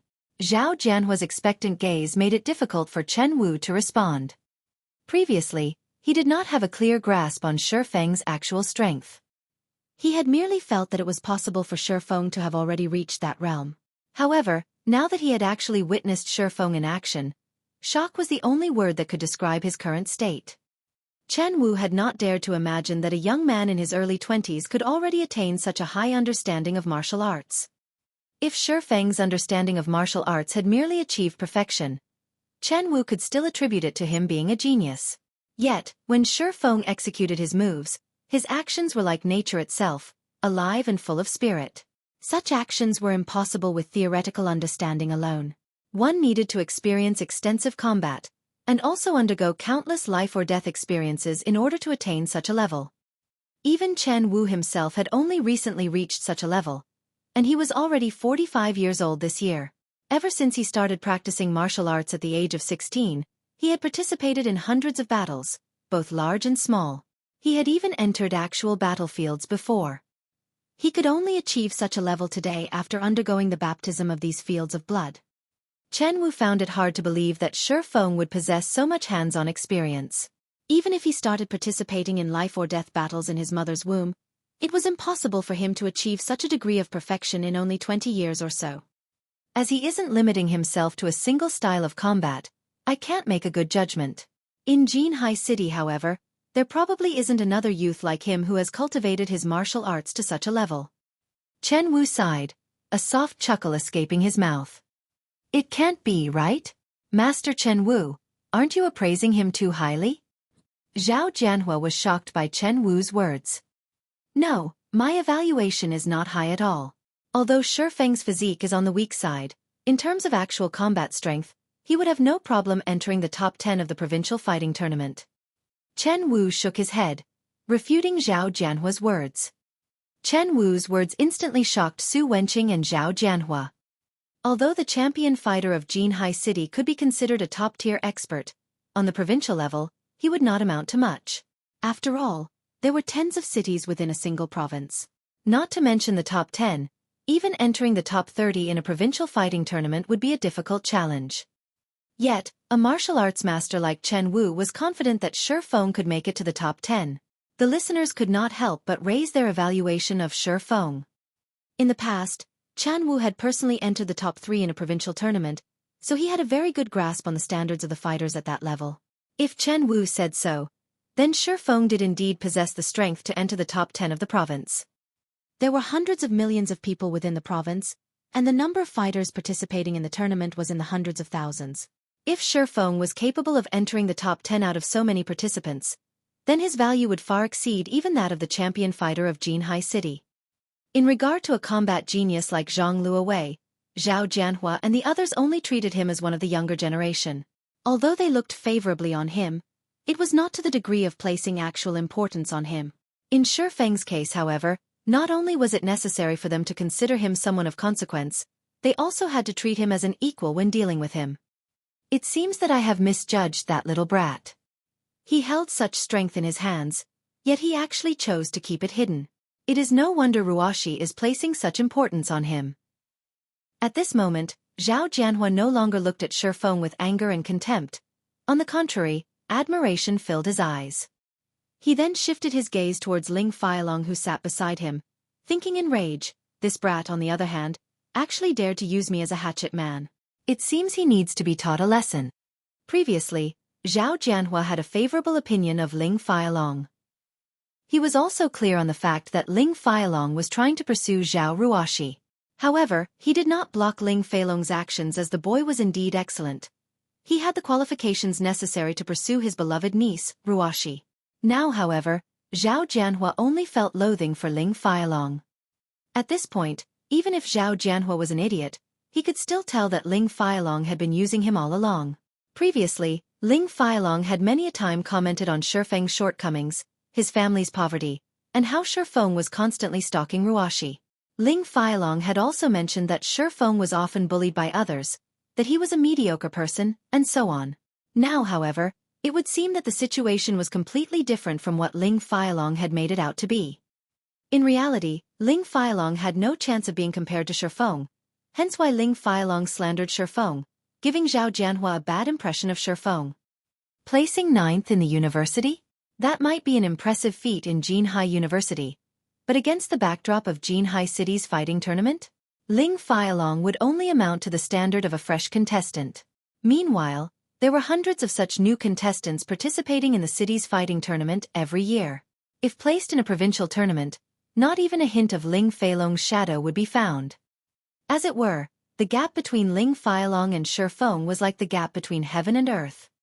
It seems that my eyes are really growing bad. Indeed, just like Elder Su had said, young people should be left to deal with their own matters. Zhao Jianhua no longer planned to interfere in the matters between Shi Feng and Zhao Ruoxi, intending to let nature take its course. As for what the final result would look like, that would depend on Ruoxi herself. Soon after the martial arts competition ended, Shi Feng had undeniably become the main protagonist of the fellowship party this time around. Many students from the university came over to greet Shi Feng, hoping to form a connection with him. By contrast, although Zhang Luowei clearly lay unconscious on the floor, not a single person bothered to check up on him. Not even his associate Lan Hailong. Although Shi Feng had long since known about Lan Hailong's personality, he still couldn't help but sigh when he saw this scene. Such was the fickleness of human nature. However, Shi Feng did not sympathize with Zhang Luowei, because Zhang Luowei was also such a person. In the past, Shadow had recruited plenty of new players with good potential. Just when they were about to enter a period of rapid development, a sudden dispute occurred between Zhang Luowei and Lan Hailong. As a result of that dispute, the two had broken off all relations with each other, and Zhang Luowei had chosen to leave Shadow for good. To add insult to injury, Zhang Luowei had also drawn away a significant number of experts from the guild when he left to join World Dominators. Shadow received massive damages due to his actions. If such a split had not occurred in the past, Shadow would not have lagged behind in its development and remained a third-rate guild. Only after Shi Feng had taken over as guild leader did Shadow gradually start to develop into a top-tier second-rate guild. Yet, in this life things were completely different. Originally, Shi Feng had planned to pay a huge price to compete for talent against Shadow. Now, however, it would seem that all his plans were unnecessary. Zhang Luowei had suffered an overwhelming defeat, causing everyone's opinion of Shadow to fall significantly. By contrast, Zero Wing had become the sole target of the audience now, and Lan Hailong could do nothing but gnash his teeth at this development. If Lan Hailong had known from the beginning that Shi Feng was so powerful, he definitely would not have agreed to Zhang Luowei having a match with Shi Feng. At the very least, he could still have recruited some experts or new players with good potential. Now, however, he had lost all drawing power in this event. He could only choose from the leftovers of Zero Wing. Fellow student Shi Feng, do you think I can join Zero Wing? Even an outer member of the guild is fine. Hello, I am Yi Wumian, the president of Jinhai City's #1 workshop, Green Leaf. I wish to let my entire workshop join Zero Wing. I wonder if Brother Shi Feng will be willing to accept us. We don't need many positions, only 10 official member spots, and 50 outer member spots.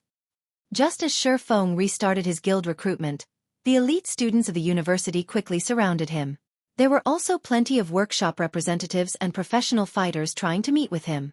Among all these requests to join his guild, the most shocking one was the request from Green Leaf Workshop.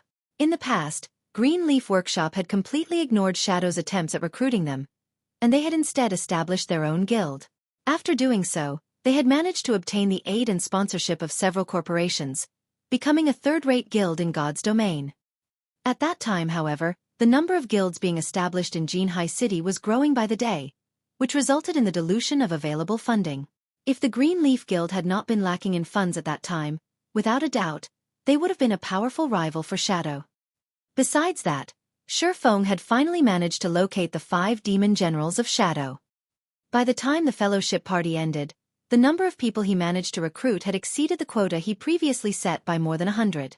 Just the number of potential experts he recruited had already exceeded 50 people, as well as 9 future top-tier experts. Among those 9 were the 5 demon generals, while the remaining 4 were core members of Green Leaf Workshop. After recruiting all these people, Zero Wing Workshop instantly became a huge existence in Jinhai City's virtual gaming world. Compared to other third-rate guilds, Zero Wing had a much more powerful backing now. As long as Shi Feng could turn these players into the backbone of Zero Wing, he would not falter even if he had to start a war with a second-rate guild. Following which, Shi Feng spent the remainder of his day signing contracts with these newly recruited members. As for the management of Zero Wing Workshop, Blackie had long since dealt with it. Moreover, most of the people Shi Feng recruited were originally members of other workshops, so they took no time at all to adjust themselves to a new environment. In addition, These people could also contribute significantly on the management side of things. However, Blackie was truly shocked when he found out about the amount of people Xueqi managed to recruit. The influx of over 400 people had instantly filled up Zero Wing's workplace. Suddenly, the entire workshop was much livelier, no longer as empty and quiet as before. It was a fitting atmosphere for such a large workshop. Only when night arrived did Xueqi finally arrive back home. He then cooked a casual meal for himself and downed a bottle of nutrient fluids, before starting a new day in God's domain.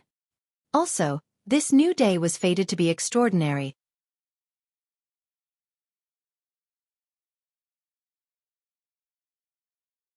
Chapter 259. Surging Situation. The first thing Xueqi did after entering God's domain was to contact Gentle Snow and conduct the transaction for the Arclight shields. Currently, he had exhausted most of his supply of magic crystals to forge the Arclight shields. Moreover, during this period of time, the various large guilds had already started raiding the 3 level 10 large-scale team dungeons. Although the elite members of these guilds had already reached level 13 or level 14, it was still impossible for them to raid even the normal mode of the 3 large-scale team dungeons.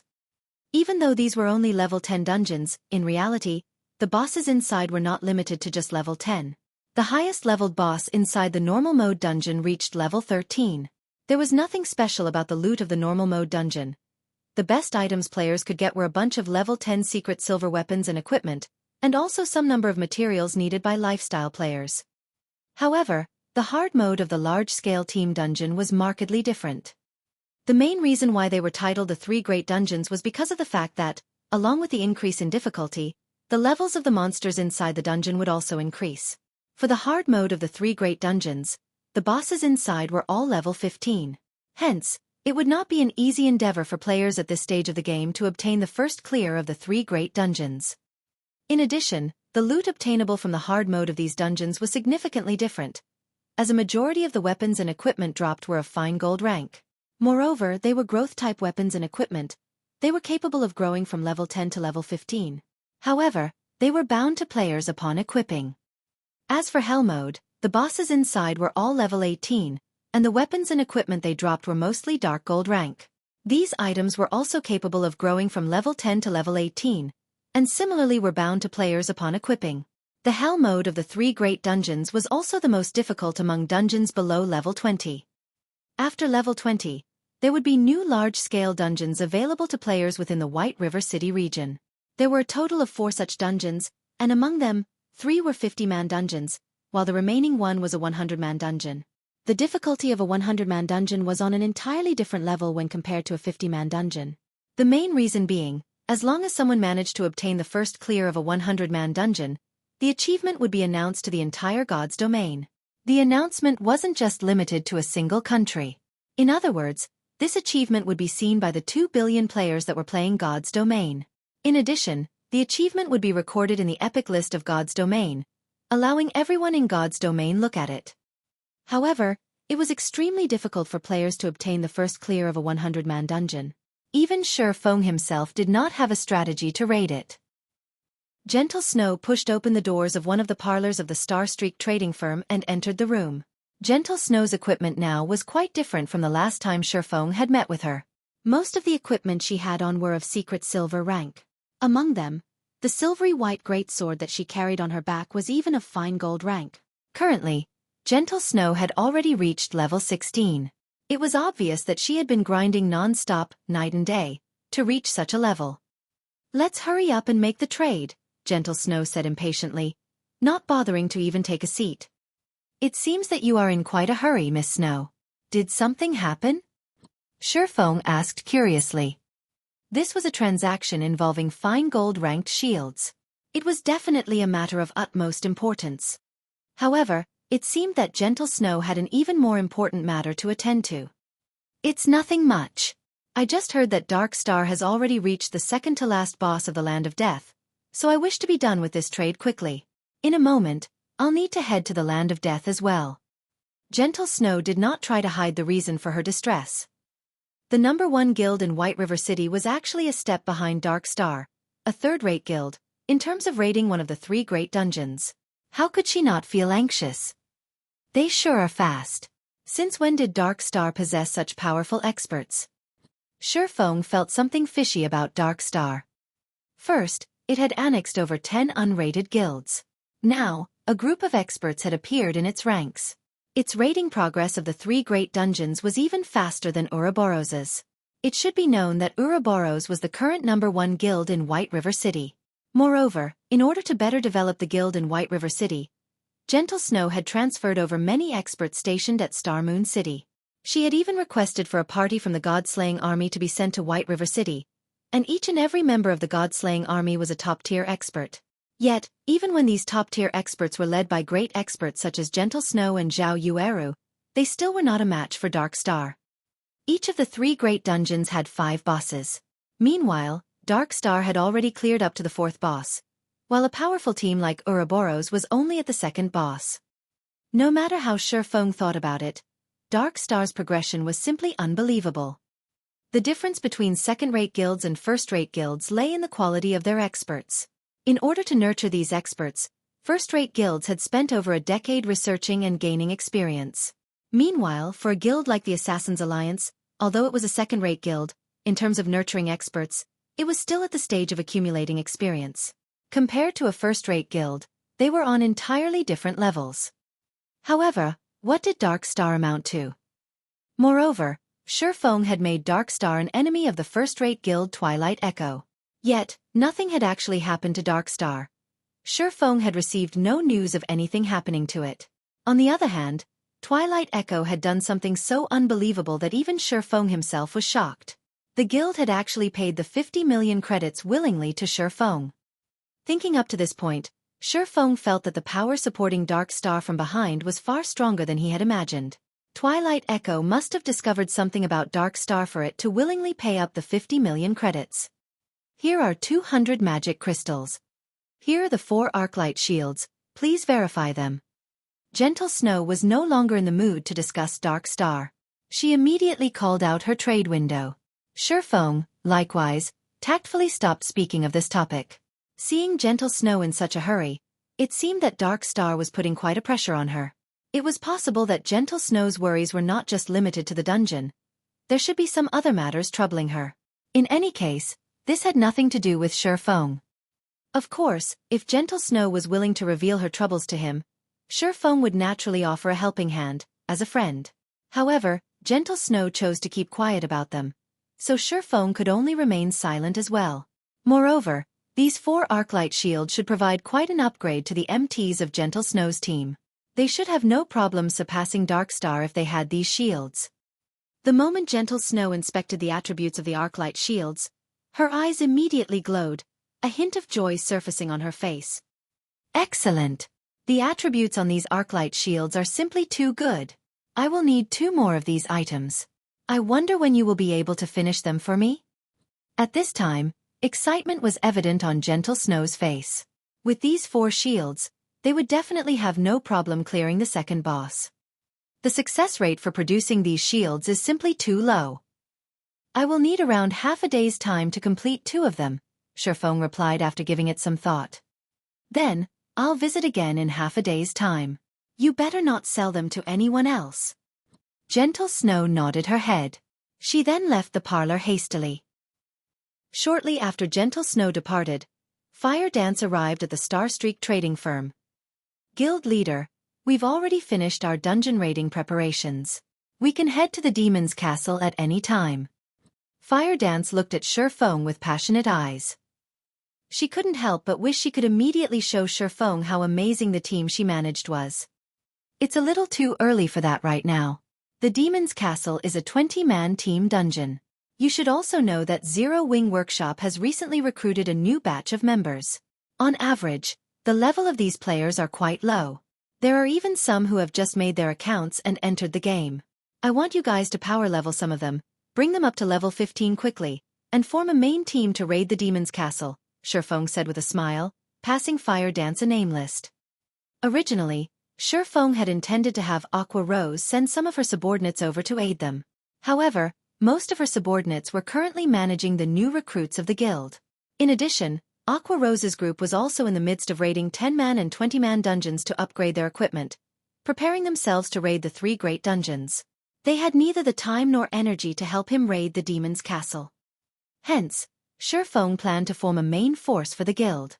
He could not let the 9 top-tier experts he just recently recruited go to waste, so he decided to let Fire Dance and the others carry them. I understand, Fire Dance answered with disappointment. However, when she thought about how Xueqi was willing to let her lead even more players and in addition, become the leader of the guild's main team, she couldn't help but grow joyous.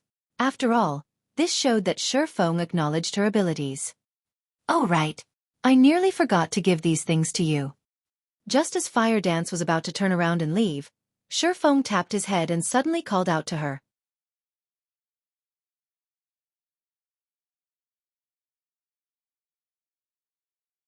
Chapter 260 Top 6. Fire Dance halted her steps and turned around to look at Xueqi. She immediately noticed that Xueqi had brought a few items, and each and every one of them had a golden glow surrounding them. They certainly did not look like ordinary items. This pair of daggers is for you. There's also this shield for Cola. Tell him to make sure he lives up to this shield.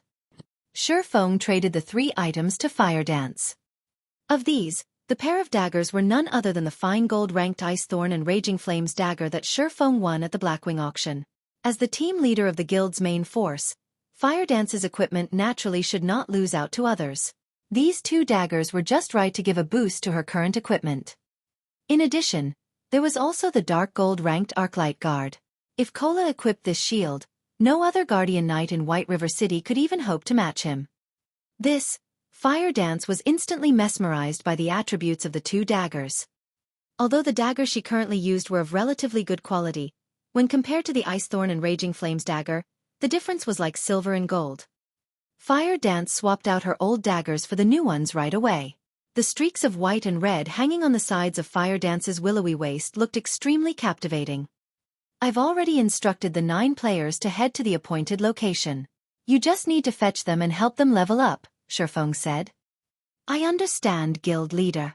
Fire Dance nodded her head, a smile on her face. She then took hold of her new daggers, brandishing them, the impatience in her eyes clearly showing her eagerness to test out her new weapons. After Fire Dance left the parlor, Xueqi headed to his forging room on the 4th floor.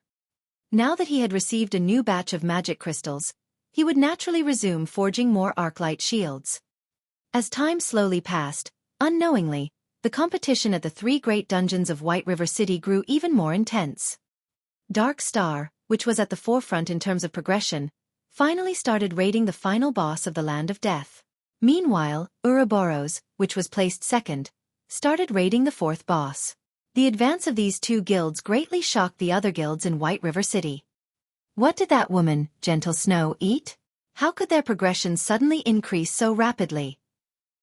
The Guardian Knight, Lone Tyrant, felt pressured after receiving the latest report from his subordinate. Don't worry. We spent almost 5 hours raiding the 4th boss. At the very minimum, Gentle Snow would need 2 to 3 hours to finish it. We will definitely clear the dungeon a step ahead of her, the burly-looking ranger standing beside Lone Tyrant said. That's true. We've sent all our elites out this time, and our battle prowess is clearly stronger than Gentle Snow's team by a notch. Lone Tyrant also felt that he was being oversensitive to things. They would definitely be the first one to clear the normal mode of the Land of Death. Although there would be no announcement for being the first to clear a normal mode team dungeon, it would still make other guilds know how fearsome Dark Star was, solidifying their position in White River City. Guild leader, I've just received news that Gentle Snow has somehow managed to obtain 4 Arclight shields. The addition of these 4 shields to their team has greatly reduced the burden placed on their healers, giving more time for the damage dealers to attack. Hence why they could conquer the bosses so easily. Arclight shield? Isn't that the forging design Black Flame got? How could he possibly manage to produce them in such a short amount of time? Lone Tyrant had not even been able to contain his drool when he had heard about Black Flame obtaining the forging design for the Arclight shield. If possible, he had planned to buy one of those Arclight shields as well. However, contacting Black Flame was simply too difficult, making the Arclight shield almost impossible to obtain. Meanwhile, the matter of Ouroboros obtaining the Arclight shields had also quickly spread to the other guilds. They couldn't help but grow envious at this piece of news. The victory or defeat of a boss battle was usually determined by the strength of the MT. Meanwhile, the prerequisite for a powerful MT was equipment. It was especially true for the shield the MT used. Currently, only a few main MTs of the various large guilds possessed secret silver-ranked shields. However, despite having such a shield, these MTs still had a very hard time tanking the bosses of the three great dungeons. If they could swap it out for a fine gold-ranked shield, it would undeniably reduce the pressure placed on them, instantly reducing the difficulty of the raid by a large margin. Ouroboros was the best proof. After all, during today's competition for the Land of Death, although a latecomer, Ouroboros had still managed to clear the normal mode dungeon ahead of Dark Star. This achievement dumbfounded every guild in White River City. As for Dark Star's lone tyrant, he was currently burning with rage over this matter. He had secretly prepared so much, all in order to surpass Ouroboros. In the end, however, he was instead given a big slap to the face by Ouroboros. Soon after, the various large guilds in White River City started asking around, hoping to find out from the members of Ouroboros what method they used to obtain the Arclight shields. Some guilds had even directly created forum posts offering several hundred thousands of credits to purchase an Arclight shield. Looking at this scene, many players felt that these guilds had gone insane. They were actually willing to spend so much money just to buy a fine gold-ranked shield. However, this bottom line was very quickly broken by a guild. 1 million credits. It was a number that inspired awe in ordinary people. Meanwhile, the goal of spending such a large sum of money was to purchase the Arclight shield. How could this piece of news not bring shock to others? At the same time, the guild offering such an insane price was none other than Dark Star. The players who discovered this matter thought the people of Dark Star were idiots with too much money in their pockets. However, when Xueqi saw Dark Star's offer, he couldn't help but inwardly praise them for their shrewdness. Aside from trying to purchase the Arclight shield, they had also made the post with the intention of directing players' attention towards Dark Star. If they truly managed to purchase the shield for 1 million credits, it would definitely become the subject of conversation for many players. This method they were using was much more effective than directly spending money to create advertisements. A million? Unfortunately, I'm not lacking in credits right now. Xueqi did not intend to let Dark Star gain both fame and fortune by selling the Arclight shield to them. However, this incident also revealed to Xueqi the fact that the various large guilds were starting to pay more importance to the first clear of the three great dungeons. If Xueqi had sold the Arclight shields at an earlier time, he definitely would not have obtained such a high price for them. However, due to Ouroboros' efficiency, the various large guilds thought that they could easily clear the normal mode of the three great dungeons so long as they possessed the Arclight shield. They could also have a better chance at obtaining the first clear of the three great dungeons. After working for half a day, Xueqi managed to produce 6 Arclight shields in total. He had also made a large number of basic mana armor kits. Out of the 6 shields he made, he stored 3 in the guild warehouse, allowing guild members to exchange for it. However, it would not be easy to exchange for these shields. After all, if sold outside, one could get at least 25 gold for it. The sight of 3 Arclight shields appearing in Zero Wing's guild warehouse brought the newly recruited members even greater hope, despite their not being able to obtain it for themselves. At the same time, Xueqi's actions nearly caused the other guilds in White River City to vomit blood in anger. After all, instead of letting the MTs of the guild use these excellent shields, Xueqi had chosen to put them on display. It was as if these Arclight shields meant nothing to Zero Wing. Just recently Zero Wing created a sensation throughout White River City.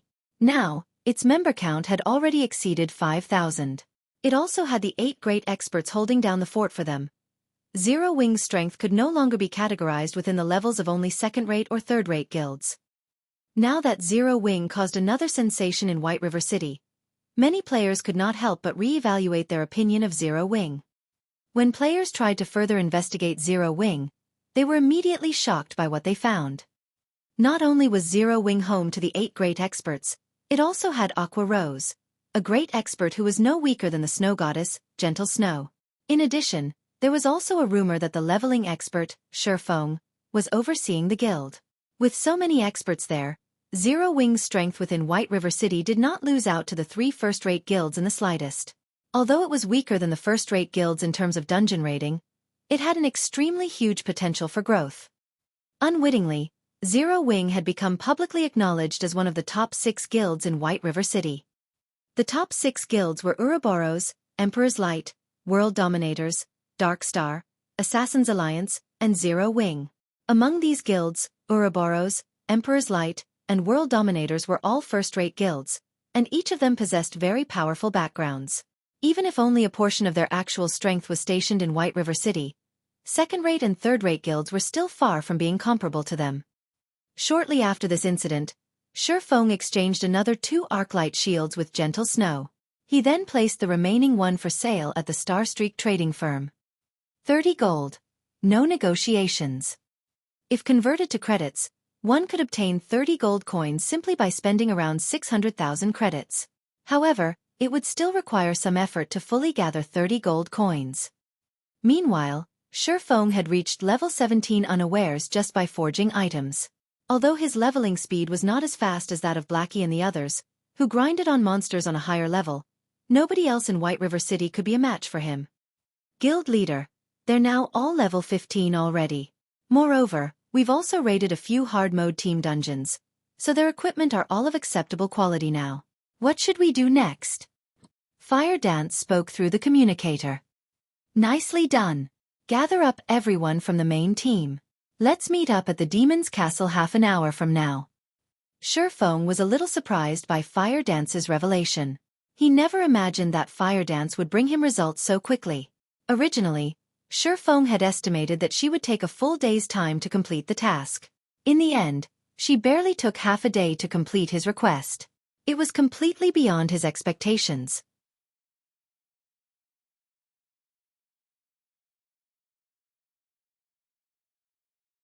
Chapter 261.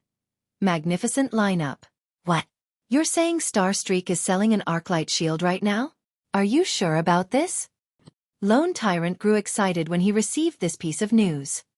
Boss, how could I be mistaken? The Arclight shield is being sold at a special counter on the 2nd floor, but they're selling it for 30 gold coins. Many people were stunned by the price, and they could only drool as they looked at it. An assassin that kept watch on the Star Streak trading firm affirmed. I understand. I'll go purchase the coins we need right now. You can stop lining up for the mana armor kits for now. Go keep an eye on the Arclight shield for me. You're not allowed to take even a half step away from it. As soon as I gather enough money, I'll send someone over to buy it, Lone Tyrant said. Although 30 gold coins was not a small sum for any guild, Lone Tyrant did not hesitate as he made this decision. The reason being, Lone Tyrant knew how vital the Arclight shield was. If one wished to clear the 3 great dungeons, one must first possess a sufficiently powerful MT. Meanwhile, the best shield available to players was currently the Arclight shield. Hence, he needed to obtain it no matter what. Just as Lone Tyrant received this piece of news, the other guilds based in the 8 cities where the Star Streak trading firm had shops also received this information, because all items sold by the Star Streak trading firm were interconnected. As long as an item was sold in one of the shops of the Star Streak trading firm, the item would also appear in the 7 other shops. As a result, the competition to purchase the Arclight shield was made even more intense now. Just as the many guilds were desperately raising coins, Xueqi had already arrived in front of the Demon's Castle. The Demon's Castle was once a lord's territory. However, the lord of this place had been bewitched by a demon and turned into a demon himself, gaining tremendous power in return. The lord had then turned this place into a demon's lair. Now, the area surrounding the Demon's Castle was filled with level 15 or so demonkins. Compared to other monsters, demon-type monsters were born with very high magic resistance, and they also possessed very high magical perception. Hence, their magic attacks were very powerful. Even a normal fireball from a level 15 demonkin could take away a quarter of a level 15 berserker's total HP. If it was a skill that possessed great destructive force such as the Great Fireball or Flame Explosion, then a single attack could take away half of a level 15 berserker's total HP. To make matters worse, these demonkins never acted alone. They normally moved around in groups of 3 or 4. If a solo player met a group of these demonkins, the result would be an instant kill. Hence, players normally only came to the Demon's Castle after forming a party or a team. However, even though this was a dangerous location, many players still chose to come here. As demons were greedy by nature, they were very fond of money and gemstones. In general, demon-type monsters had a much higher drop rate for money and gemstones than normal monsters. Hence, plenty of players would grind here. A Tier 1 gemstone could sell for roughly 1 silver coin on the market. It was neither too cheap nor too expensive. However, many players were not willing to inlay their equipment with these gemstones. After all, gemstones were one-time use items. They would be gone once inlaid into equipment. Hence, it would be a huge waste to do so if the quality of their equipment was too poor. Generally, players would only choose to inlay gemstones into their equipment if it was of mysterious iron rank or above. However, how many players could actually get their hands on mysterious iron equipment? A majority of the players at this stage of the game were still using bronze equipment. Who would be willing to inlay gemstones into bronze equipment? Normally, players would either sell the gemstones they obtained or exchange them for items to further enhance their own strength. After all, grinding monsters would exhaust a significant amount of their resources with equipment repairs taking up the majority. However, this situation was exactly what Xueqi had been hoping for, hence why he had been secretly purchasing gemstones all this time. A Tier 1 gemstone only increased attributes by a trivial amount. They only increased 1 point in specific basic attributes. Even if a player inlaid every piece of equipment they wore with gemstones, they would not see any significant improvement. However, in the case of Tier 2 gemstones, it was an entirely different story. Tier 2 gemstones increased specific attributes by 2 to 3 points. If players could fully inlay all their equipment with Tier 2 gemstones, then they could obtain an additional 20 to 30 attribute points. The difference between the benefits provided by a Tier 1 gemstone and a Tier 2 gemstone was as clear as day. Such an increase was the equivalent of possessing an additional piece of equipment. Thus, the prices for Tier 2 gemstones would naturally be high. Although Tier 1 gemstones could only sell for around 1 silver, a Tier 2 gemstone could sell for at least 10 silvers. Also, Xueqi knew of a secret that nobody else knew right now. Tier 1 gemstones could be used to synthesize Tier 2 gemstones. Moreover, only 3 Tier 1 gemstones were needed to do so. In truth, this wasn't any great secret at all. As long as someone managed to clear the 3 great dungeons, the alchemy synthesis system would be unlocked for White River City. Players could then just head to an alchemist to synthesize Tier 2 gemstones. At that time, the prices of Tier 1 gemstones would abruptly soar. They would sell for at least 3 to 4 silvers. For now, however, nobody but Xueqi knew of this secret. Meanwhile, Xueqi had been hoarding Tier 1 gemstones non-stop as he waited for someone to activate the alchemy synthesis system. Once that happened, he could easily earn back double or triple the original cost. However, Xueqi hoped that this time the activation of the alchemy synthesis system would come a little later. That way, he would have more time to hoard even more Tier 1 gemstones. Through the Star Streak trading firm, not only could Xueqi obtain Tier 1 gemstones from White River City, he could also purchase them from 7 other cities. His current acquisition rate was much faster than before he became the manager of the Star Streak trading firm. Naturally, the longer it took for players to clear the 3 great dungeons, the more money he could earn. Guild leader, what did you call me here for all of a sudden? Aqua Rose asked in a confused tone as she arrived at the entrance of the Demon's Castle dungeon. As a 20-man level 15 team dungeon, there were very few guilds that possessed the strength to challenge this place right now. However, even if these guilds did possess the strength to do so, they would not attempt to raid this dungeon. The reason being, they were all held up by the hell mode of the level 10 team dungeons, and also the 3 great dungeons. Moreover, the level requirement for the Demon's Castle was simply too high. Also, if they were unable to clear the hard mode of the Demon's Castle, raiding it would bring little improvement to their team's equipment, making it a waste of time. It would be much better for them to place their focus on the hell mode of level 10 team dungeons. Hence, Aqua Rose felt curious as to why Xueqi would call her to this place. Of course, it is to raid the Demon's Castle, Xueqi said, chuckling. Aqua Rose was shocked by his words. Immediately she said, Guild leader, isn't it a little too early to raid the Demon's Castle? It would be better for us to focus on raiding the level 10 hell mode team dungeons. Although our guild started slower than the others, we can still try to compete with the other guilds over the 3 great dungeons. No. Aqua, our guild will not be competing over the 3 great dungeons. Our goal is the level 20, 100-man dungeon, the Thunder Palace. So we need to start preparing for it now. Once we're done with this raid, you should get everyone to level up as quick as possible. Don't intentionally suppress their levels. It won't be a worthwhile thing to do, Xuefeng said, confidence filling his eyes as he shook his head. Aqua Rose was rendered speechless by Xuefeng's words. She couldn't help but sigh as she felt pessimistic about Xuefeng's whimsical thoughts. Let alone the 100-man dungeon, Thunder Palace, it was not even possible for them to obtain the first clear of the demon's castle. Although she believed in Xuefeng's strength, the equipment of their team was simply insufficient. They're here. Xuefeng looked towards a group of a dozen or so players walking over. They were none other than Fire Dance and her team. Aqua Rose turned towards the direction Xuefeng was looking at and was immediately shocked by what she saw. She discovered more than 10 players walking over, each of them looking extremely dazzling. It was especially true for the sexy beauty walking in the lead. The 2 daggers by the woman's waist were actually giving off the glow of a fine gold-ranked weapon. In addition, quite a few members of this team also possessed gorgeous-looking equipment. They all wore secret silver equipment. Although the cursemancer of this team had hidden the special effects of his staff, judging by the delicate make of the weapon, it should be of fine gold rank at the very least. As for the team's guardian knight, the equipment he wore were mostly of secret silver rank, with 2 pieces of fine gold equipment mixed in. Although the guardian knight had likewise hidden the special effects of his shield, based on looks alone, it shouldn't be lower than secret silver rank. It was possible that not even the main force of Ouroboros could compare to this dazzling team. When Aqua Rose took a closer look at this group of players, she was surprised to discover that each and every of them sported a 6-winged emblem. They were actually members of their 0 wing. Aqua Rose's delicate mouth suddenly parted in disbelief. Guild leader, I've brought everyone here, Fire Dance said, walking up to Xuefeng. She and the other core members of 0 wing already knew about Xuefeng's secret identity. Hence, they were not confused by his appearance as Black Flame.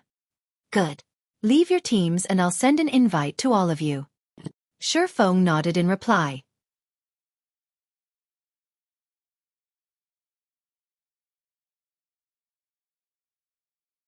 Chapter 262. We are very strong. Aqua Rose was shocked. They are the 8 players at the top of the ranking list? Aqua Rose whispered in silence. Although she did not use any identification skills on these players, aside from the top 8 players, she could think of no other members of 0 wing that could possibly possess such excellent equipment. Yeah. Xuefeng nodded his head. He then started inviting Fire Dance and the others into his team. There were a total of 17 players in Fire Dance's team. Aqua Rose had also brought along a good friend of hers, Icy Fruit.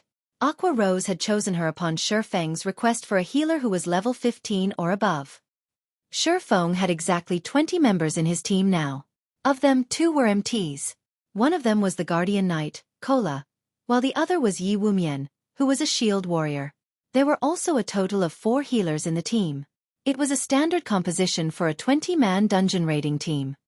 Just as Xuefeng was about to enter the dungeon, another team came walking over to the dungeon's entrance. The members of this team were out of the ordinary.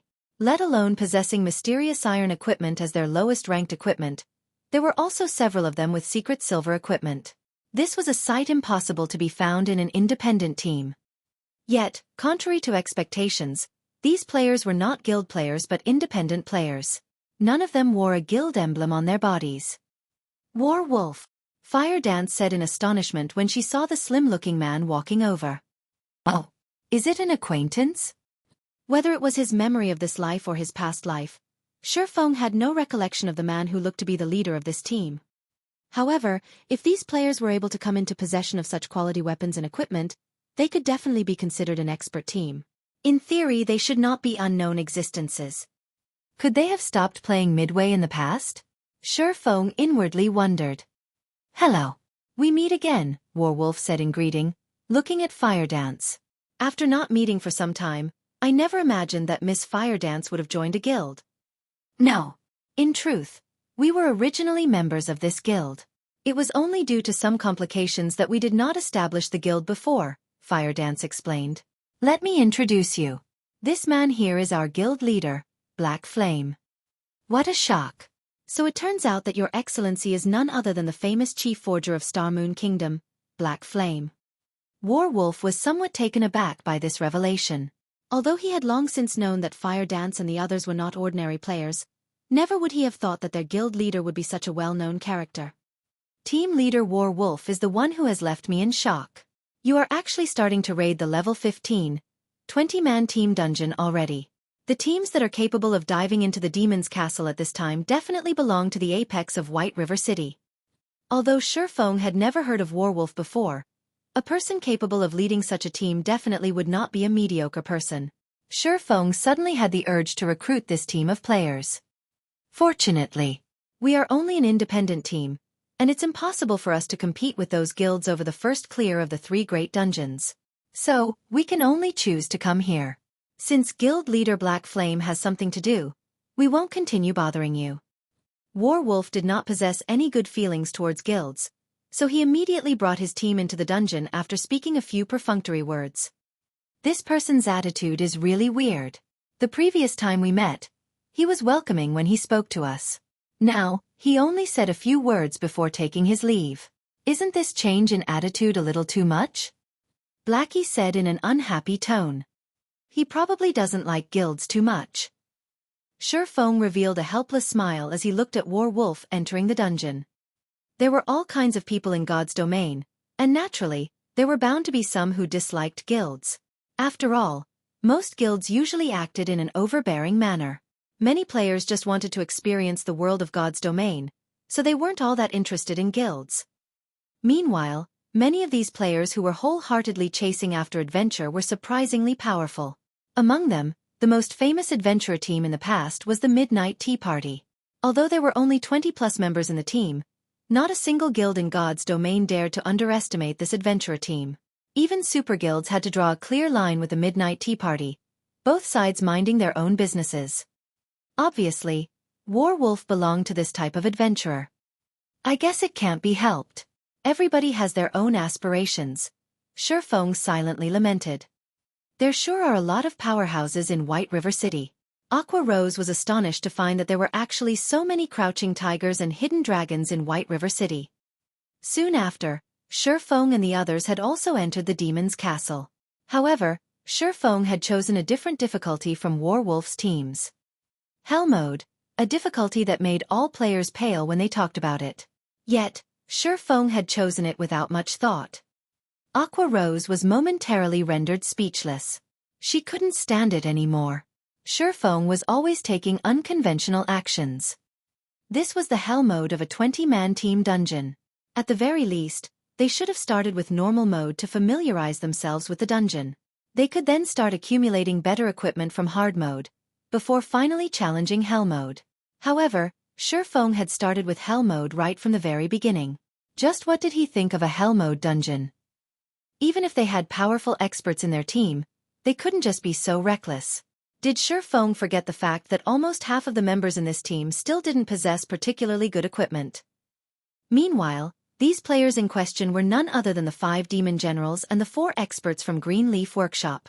Although they had already reached level 15, and were also fully geared in mysterious iron equipment, they were still far from reaching the requirement to raid the hell mode of the demon's castle.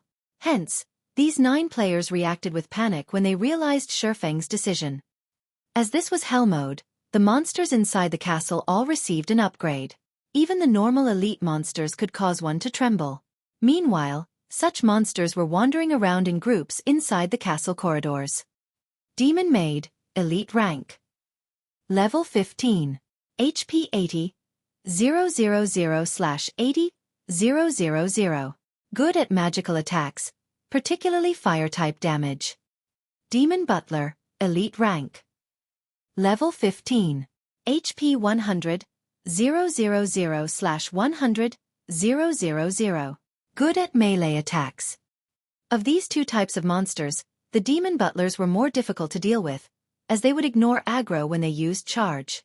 In addition, when their charge connected, they would also inflict a debuff called Blood Curse, causing players to continuously lose HP. Also, due to this being hell mode, the debuff was further strengthened.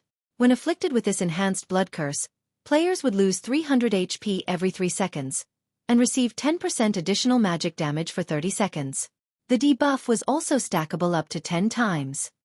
To make matters worse, demonic beings were born with high magic resistance, making them extremely difficult to deal with. Alright, Cola, go pull some monsters. Yi Wumian, you'll act as support for Cola.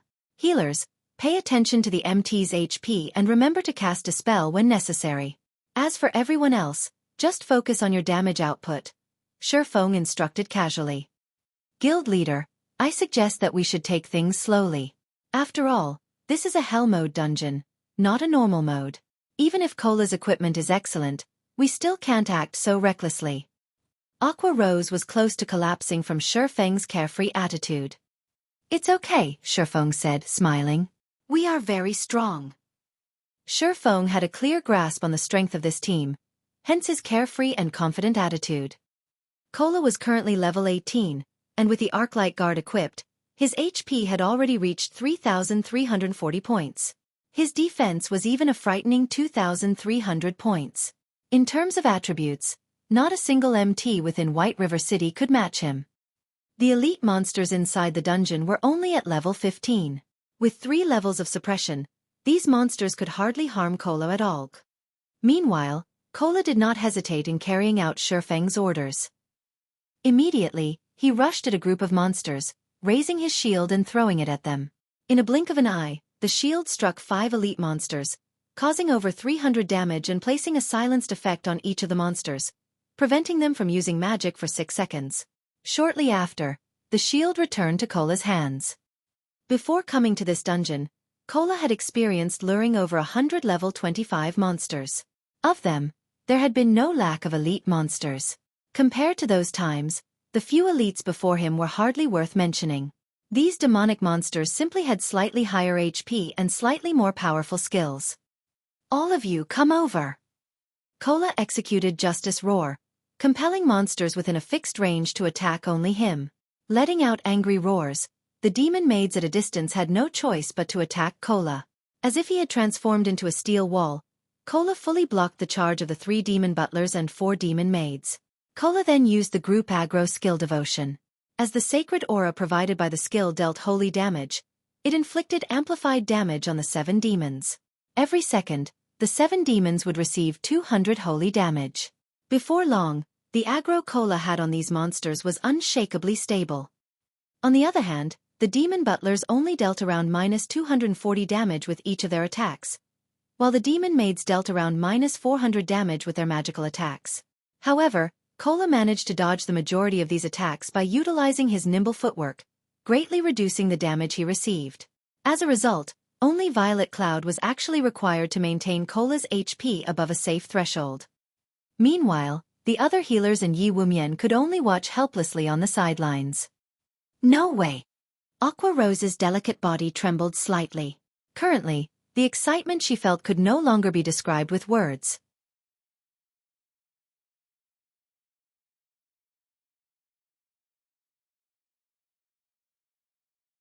Chapter 263. Like a hot knife through butter. The task that originally required 2 MTs to accomplish was now handled by Cola alone. Moreover, it was obvious that Cola still had energy to spare. Fire Dance. Go lure another wave. Yi Wumian, assist Cola and attract the aggro of the demon maids. Shifeng determined that they would have no problems handling 2 waves of monsters at once, and that it would be much more efficient to do so. Although the demon butlers would frequently inflict the blood curse on Cola, with 2 clerics taking turns casting Dispel on him, the debuff was not a particularly big problem. Moreover, the 2 clerics in the team were very skilled. It was especially true for Violet Cloud. After undergoing the baptism of the Trial of Gods, it was as if she had been reborn anew. It was no wonder she had become a Tier 6 cleric god shortly after clearing a 6-colored trial. Although she had only cleared a 4-colored trial this time, it was already a remarkable feat. The reward she obtained from the trial also included permanent attribute increases, enhanced skills, weapons, equipment, and other precious items. Currently, in terms of healing power, no other healer in White River City could match Violet Cloud. After Fire Dance lured another wave of monsters, Cola immediately aimed his shield at the 3 demon butlers and threw it, executing the Shield of Vengeance. The skill caused over -300 damage to the demon butlers, and their aggro instantly switched from Fire Dance to Cola. Immediately after, Yi Wumian used Flame Charge on the 4 demon maids at the back, stunning them. He then followed up with a Thunderclap, lightning flickering and electrocuting the 4 demon maids and causing close to -100 damage to them. Yi Wumian's damage was clearly much worse than Cola's. The demon maids grew furious at being attacked, and one of them shot a flame explosion at Yi Wumian right away, engulfing the shield warrior in brilliant flames. Yi Wumian had to retreat 2 steps before he could shake off the attack. His HP abruptly decreased by a large chunk as a damage of over -700 appeared above his head. Yi Wumian had a maximum HP of 2,580 points, while his defense was 1,875 points. When compared to all the other shield warriors in White River City, he could definitely be counted as a top-tier expert. After all, Yi Wumian was originally the boss of Jinhai City's #1 workshop. The original equipment he used was already of good quality. In addition, Fire Dance had also helped them upgrade their equipment by raiding a few hard-mode dungeons. Currently, most of Yi Wumian's equipment were of mysterious iron rank, while 3 were of secret silver rank. The items that were of secret silver rank were his shield, breastplate, and leg guards. Yet, even with such equipment, his attributes were still far from being comparable to Cola's. Strong. When Aqua Rose witnessed the difference between Cola and Yi Wumian, she could not help but look at Cola, who was handling 10 monsters simultaneously, in shock. Before, when Aqua Rose watched how effortlessly Cola had lured and tanked the monsters, she had even believed for a second that they were not actually in a 20-man hell mode dungeon. However, now that she had witnessed Yi Wumian tanking, she immediately woke up from her stupor. This was indeed hell mode. Cola was simply too powerful, making the monsters look weak instead. It was no wonder Xueqi was confident enough to challenge the hell mode of the demon's castle right away. With such a powerful MT, it was not impossible for them to start from hell mode. Healers, prioritize healing Yi Wumian. Everyone else, focus your attacks and kill the demon maids first. Xueqi immediately rushed into the fray after saying so, aiming for one of the demon maids. Leave it to me, Blackie said excitedly. It was finally his turn to display his strength. He then waved his epic-ranked staff, Mavis's Guard, sending a bombardment of spells at the demon maids. Blackie's firepower spoke for itself. Each one of his dark arrows caused -964 damage to the monsters, and critical hits caused -2,106 damage. If the effect of his staff, Spear of Light, triggered, he could also deal around -800 additional damage. Blackie then used Hellflame, dealing over -1,000 damage every second to all targets within a 10-yard radius of the targeted location. If demons did not possess high magic resistance, the damage of this spell would have been even higher. Compared to Blackie, Aqua Rose's damage as an elementalist was much weaker. Every time she used Flame Explosion or Chain Explosion, she could only deal -670 damage or so. Aqua Rose felt slightly depressed at this scene. After all, she used to be an honorary elder of Twilight Echo, yet her damage was actually lower than Blackie's by over 300 points. However, Aqua Rose did not know that Blackie held an epic-ranked staff in his hands. If she were to find out about it, she would definitely jump in shock. As for the other mages in the team, the damage they dealt was all above -500 or so. As for the melee players, Fire Dance stood out the most. Although she only dealt around -280 damage with her normal attacks and her skills dealt around -460 damage, her attack speed with the 2 daggers was extremely fast. When she attacked a demon maid, not only was the demon maid unable to use any spells, its HP also madly decreased. After Fire Dance accumulated 8 stars worth of energy, she immediately used Eviscerate on the demon maid, dealing over -2,400 damage to the monster. As for Lonely Snow the Berserker, although his weapon was only a level 15 secret silver rank 2-handed axe, his normal attacks still dealt over -500 damage. His attacks that achieved a critical hit dealt over -900 damage. However, when compared to an assassin, his attack rate was much lower. In regard to the damage output of the 8 great experts of Zero Wing, the newly joined 5 demon generals and the 4 experts from Greenleaf Workshop had long since grown numb of it. Not to mention, the power the experts of Zero Wing showed right now was only the tip of the iceberg. Just as Aqua Rose and Icy Fruit were getting over their shock, Xueqi's damage once again blew their minds away. Xueqi looked just like the Grim Reaper when he brandished the Abyssal Blade and the Silver Lake, sweeping through the monsters like a violent tornado. Just his normal attacks alone dealt over -350 damage. However, that was not the end. When his attacks achieved a critical hit, they dealt over -700 damage. Sometimes, triple critical hits would even appear, dealing over -1000 damage in a single attack. Meanwhile, due to Shifeng's high attack rate, the chances for double critical hits were also very high. It was a very pleasing sight to behold. Shifeng then used Thundering Flash, 3 arcs of lightning passing through all the elite monsters.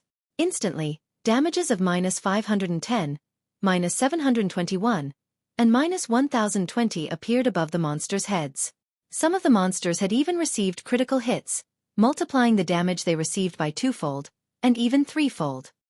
Immediately after, Shifeng activated Dark Violent Dance, the skill enabling him to spread 40% of the target damage towards enemies within a 12-yard cone in front of him. Every time he slashed his sword, the 14 elite monsters behind his main target would receive over -100 damage. If he executed the level 10 chop, the 14 monsters would instantly receive over -300 damage. Although Shifeng's damage was frightening, it was not his most amazing aspect. Instead, the area he excelled at the most was his perfect grasp of timing and the overall situation. As long as these elite monsters showed the slightest signs of leaving the group, he would immediately execute Thunderflame Explosion, placing all these elite monsters into a fainted state. As a result, the two MTs would have more time to react to the situation, readjusting their positions and retaking the aggro of the monsters. Although Aqua Rose had long since known of Shifeng's strength, she still could not help but be shocked when she personally witnessed Shifeng's damage output. After killing these 2 waves of elites, Shifeng took a look at the team's damage output list. I'm no good anymore. It's been too long since I upgraded my equipment. I never thought I would deal only this little damage. Shifeng smiled bitterly. Although Shifeng's total damage ranked at the very top of the team, his damage exceeding even Blackie's, in terms of single attack output, he was far from being Blackie's match. All this time, Shifeng had been busy making money and increasing his guild's backing. Hence, he did not get much of a chance to upgrade his own equipment. Presently, he was still using the level 10 Mysterious Iron set equipment, the Wind Extinguisher set. He only had 3 pieces of secret silver equipment on his entire person, and they were even level 10 equipment only. Shifeng depended mainly on the Abyssal Blade and his pseudo-extraordinary item, the Blazing Meteor, to produce his frightening damage.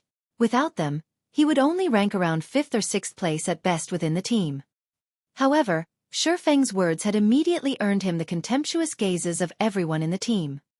If Shifeng, who ranked first in terms of damage output, said he was no good, then what were they supposed to be? Following which, under Shifeng's command, everyone advanced deeper into the castle, killing hundreds of elites and a dozen or so special elites. Of the latter, the demon hounds were extremely ferocious. Moreover, these demon hounds moved in groups of 4. Fortunately, Cola was capable of tanking 3 of these monsters at once, leaving the remaining 1 to Yi Wumian. If Cola had not been sufficiently strong, they would have definitely team-wiped. Naturally, the team's harvest was also bountiful. Aside from a few Tier 1 gemstones, and bronze and mysterious iron equipment, they had also obtained 2 pieces of secret silver equipment. One of them was a cloth armor chest piece for elementalists, which was promptly distributed to Aqua Rose. The other item was cloth armor shoes for clerics. As Violet Cloud already had excellent equipment, she had no need for the shoes at all. Hence, the equipment was given to the other cleric in the team, Icy Fruit. The profits of a 20-man Hell Mode team dungeon is truly high. We have obtained so many mysterious iron equipment just from the elite monsters.